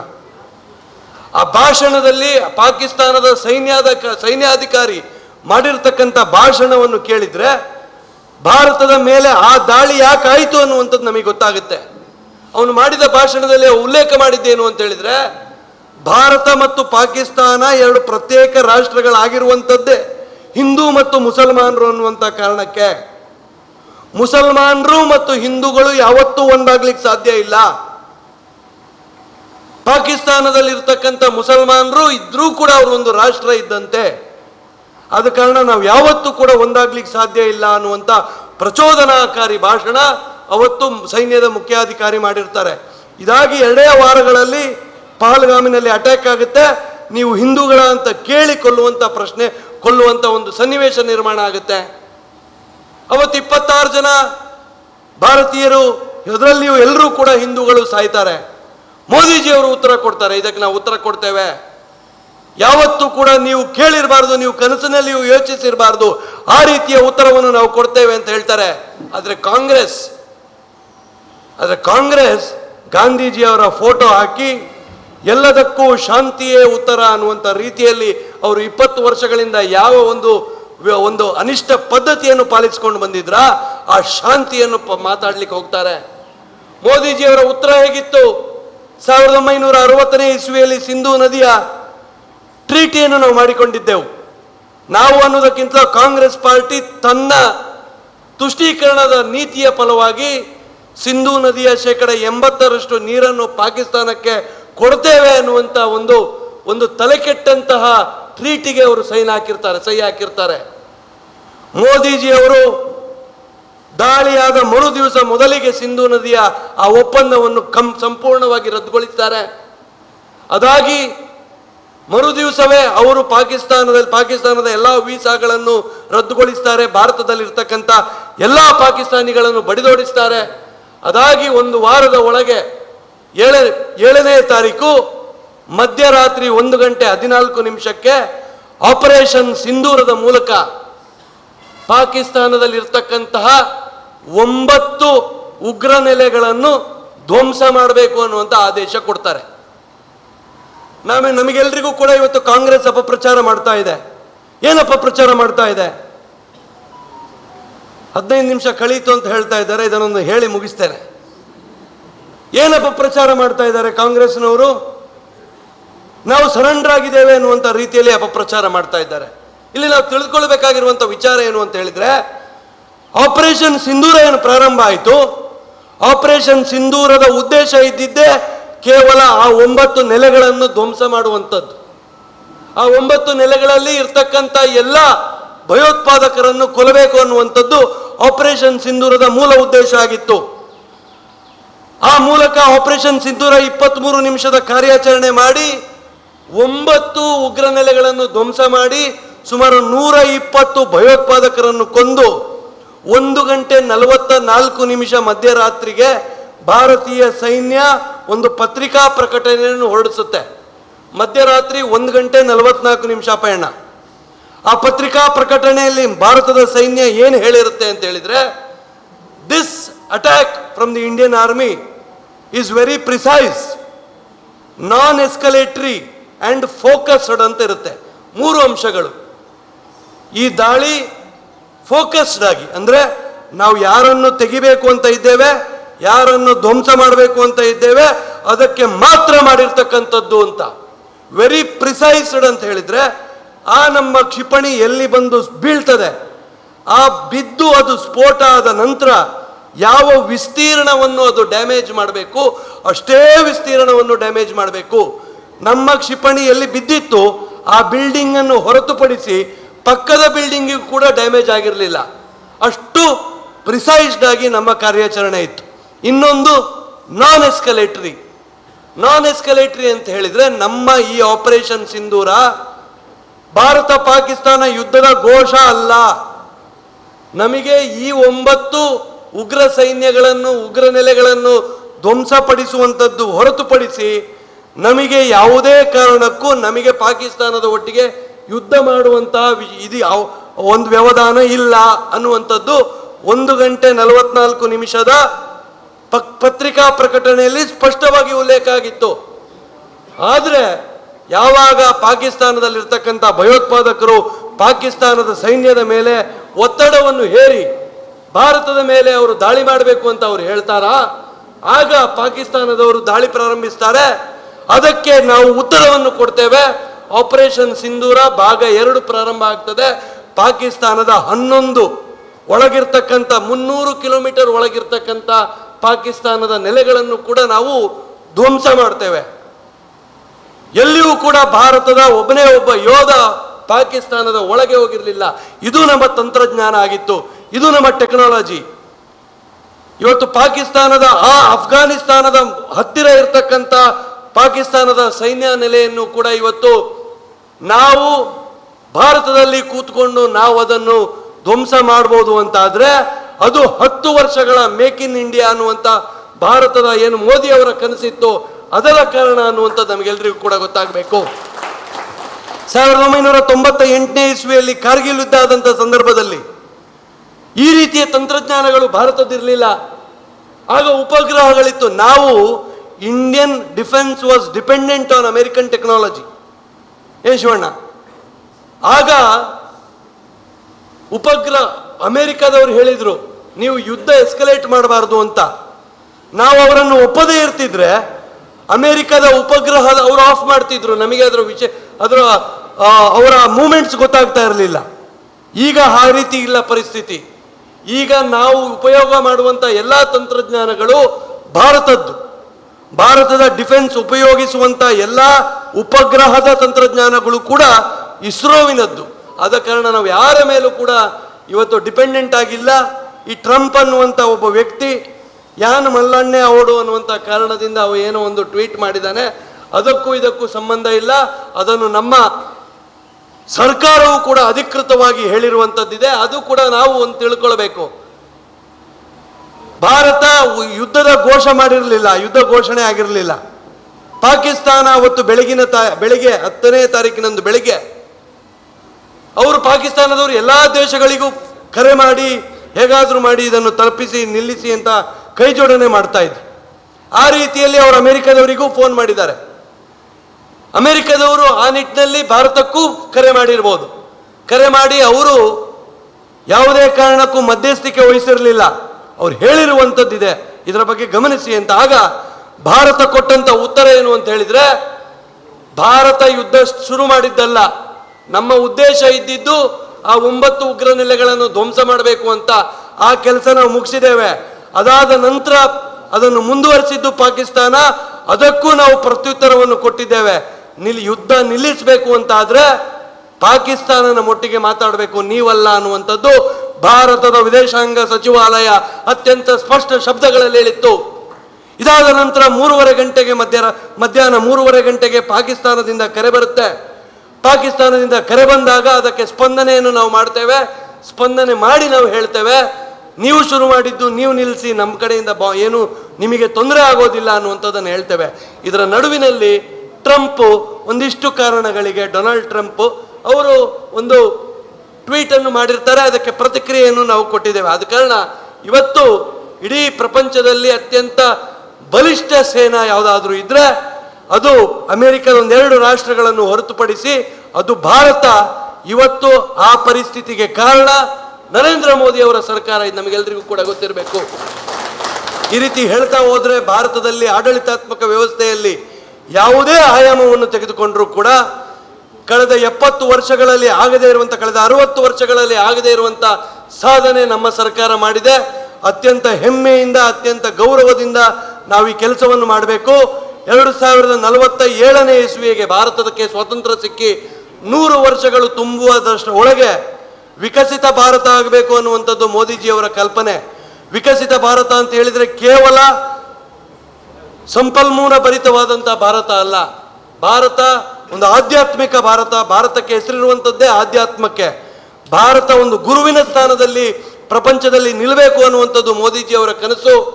ಆ ಕನಸು ಸಾಕಾರಗೊಳಿಸಬೇಕು ಅನ್ನುವಂಥದ್ದು 2000 ಭಾರತಕ್ಕೆ 100 ವರ್ಷಗಳು ತುಂಬುವ ಮೊದಲು, ಭಾರತದ ಸ್ವಾತಂತ್ರ್ಯಕ್ಕೆ 100 ವರ್ಷಗಳಾಗುವ ಮೊದಲು ವಿಕಸಿತ ಭಾರತ ಆಗಬೇಕು ಅನ್ನುವಂಥದ್ದು ಮೋದಿಜಿಯವರ ಕನಸಾಗಿದೆ. ಆ ಕನಸು ಕೇವಲ ಮೋದಿಯವರಿಂದ ಸಾಧ್ಯ ಇಲ್ಲ. ನಾವೆಲ್ಲರೂ ಕೂಡ ಬರುವಂಥ ದಿವಸಗಳಲ್ಲಿ ಅದಕ್ಕೆ ಕೈ ಜೋಡಿಸಬೇಕು. ಅದಕ್ಕೆ ಸಂಕಲ್ಪವನ್ನು ತೊಡುವ ನಿಟ್ಟಿನಲ್ಲಿ ನಾವು ಇವತ್ತಿಲ್ಲಿ ಸೇರಿದ್ದೇವೆ. ಬರುವ ಇದರಲ್ಲಿ ಹರೀಶ್ ಕಂಜಿಪಿಲಿ ಅವರು ನಿಮಗೆ ಸಂಕಲ್ಪದ ಬೋಧನೆಯನ್ನು ಮಾಡ್ತಾರೆ. ಮುಂಬರುವಂಥ ದಿವಸಗಳಲ್ಲಿ ನಾವು ಅದರ ನಿಟ್ಟಿನಲ್ಲಿ ಕಾರ್ಯಪ್ರವೃತ್ತರಾಗಬೇಕು ಅನ್ನುವಂಥದ್ದನ್ನು ಹೇಳಿ 15 ನಿಮಿಷದ ಭಾಷಣ 25 ನಿಮಿಷ ಮಾಡಿದ್ದಕ್ಕೆ ಕ್ಷಮೆಯನ್ನು ಕೋರುತ್ತಾ ನನ್ನ ಮಾತನ್ನು ನಿಲ್ಲಿಸ್ತೇನೆ. ಭಾರತ್ ಮಾತಾ ಕಿ. ನರೇಂದ್ರ ಮೋದಿಯವರ ನಾಯಕತ್ವದ ಭಾರತೀಯ ಜನತಾ ಪಾರ್ಟಿಯ ಆಡಳಿತ ತೆಗೆದುಕೊಂಡ ತೀರ್ಮಾನದ ಬಗ್ಗೆ ಸೂಚ್ಯವಾಗಿ ತಿಳಿಸಿರತಕ್ಕಂತಹ ಶ್ರೀಯುತ ವಿಕಾಸ್ ಪುತ್ತೂರು ಇವರಿಗೆ ವಂದನೆಗಳು. ಭಾರತೀಯ ಜನತಾ ಪಾರ್ಟಿಯಿಂದ ನಮ್ಮ ದೇಶದ ಮೋದಿ ಸರ್ಕಾರದ 11ನೇ ವರ್ಷದ ಈ ಒಂದು ಸಂಕಲ್ಪ ದಿನಾಚರಣೆಯ ಈ ಕಾರ್ಯಕ್ರಮದಲ್ಲಿ ನಮ್ಮೊಂದಿಗೆ ಇಷ್ಟೊತ್ತಿದ್ದು ನಮಗೆ ಸಹಕಾರವನ್ನು ಕೊಟ್ಟು ಮತ್ತು ನಮ್ಮೆಲ್ಲ ಕಾರ್ಯಕ್ರಮವನ್ನು ಪ್ರಸಾರ ಮಾಡ್ತಿರ್ತಕ್ಕಂಥ ನಮ್ಮ ಪತ್ರಕರ್ತ ಮಾಧ್ಯಮ ಮಿತ್ರರಿಗೆ ತಮ್ಮೆಲ್ಲರ ಪರವಾಗಿ ಹೃತ್ಪೂರ್ವಕವಾದ ಧನ್ಯವಾದವನ್ನು ಅರ್ಪಿಸ್ತಾ ಇದ್ದೇನೆ. ಸುದ್ದಿ ಚಾನಲ್, ಕ್ಷಣ ಕ್ಷಣದ ಸುದ್ದಿಗಾಗಿ. That's my gadget. Let's go have some fun then.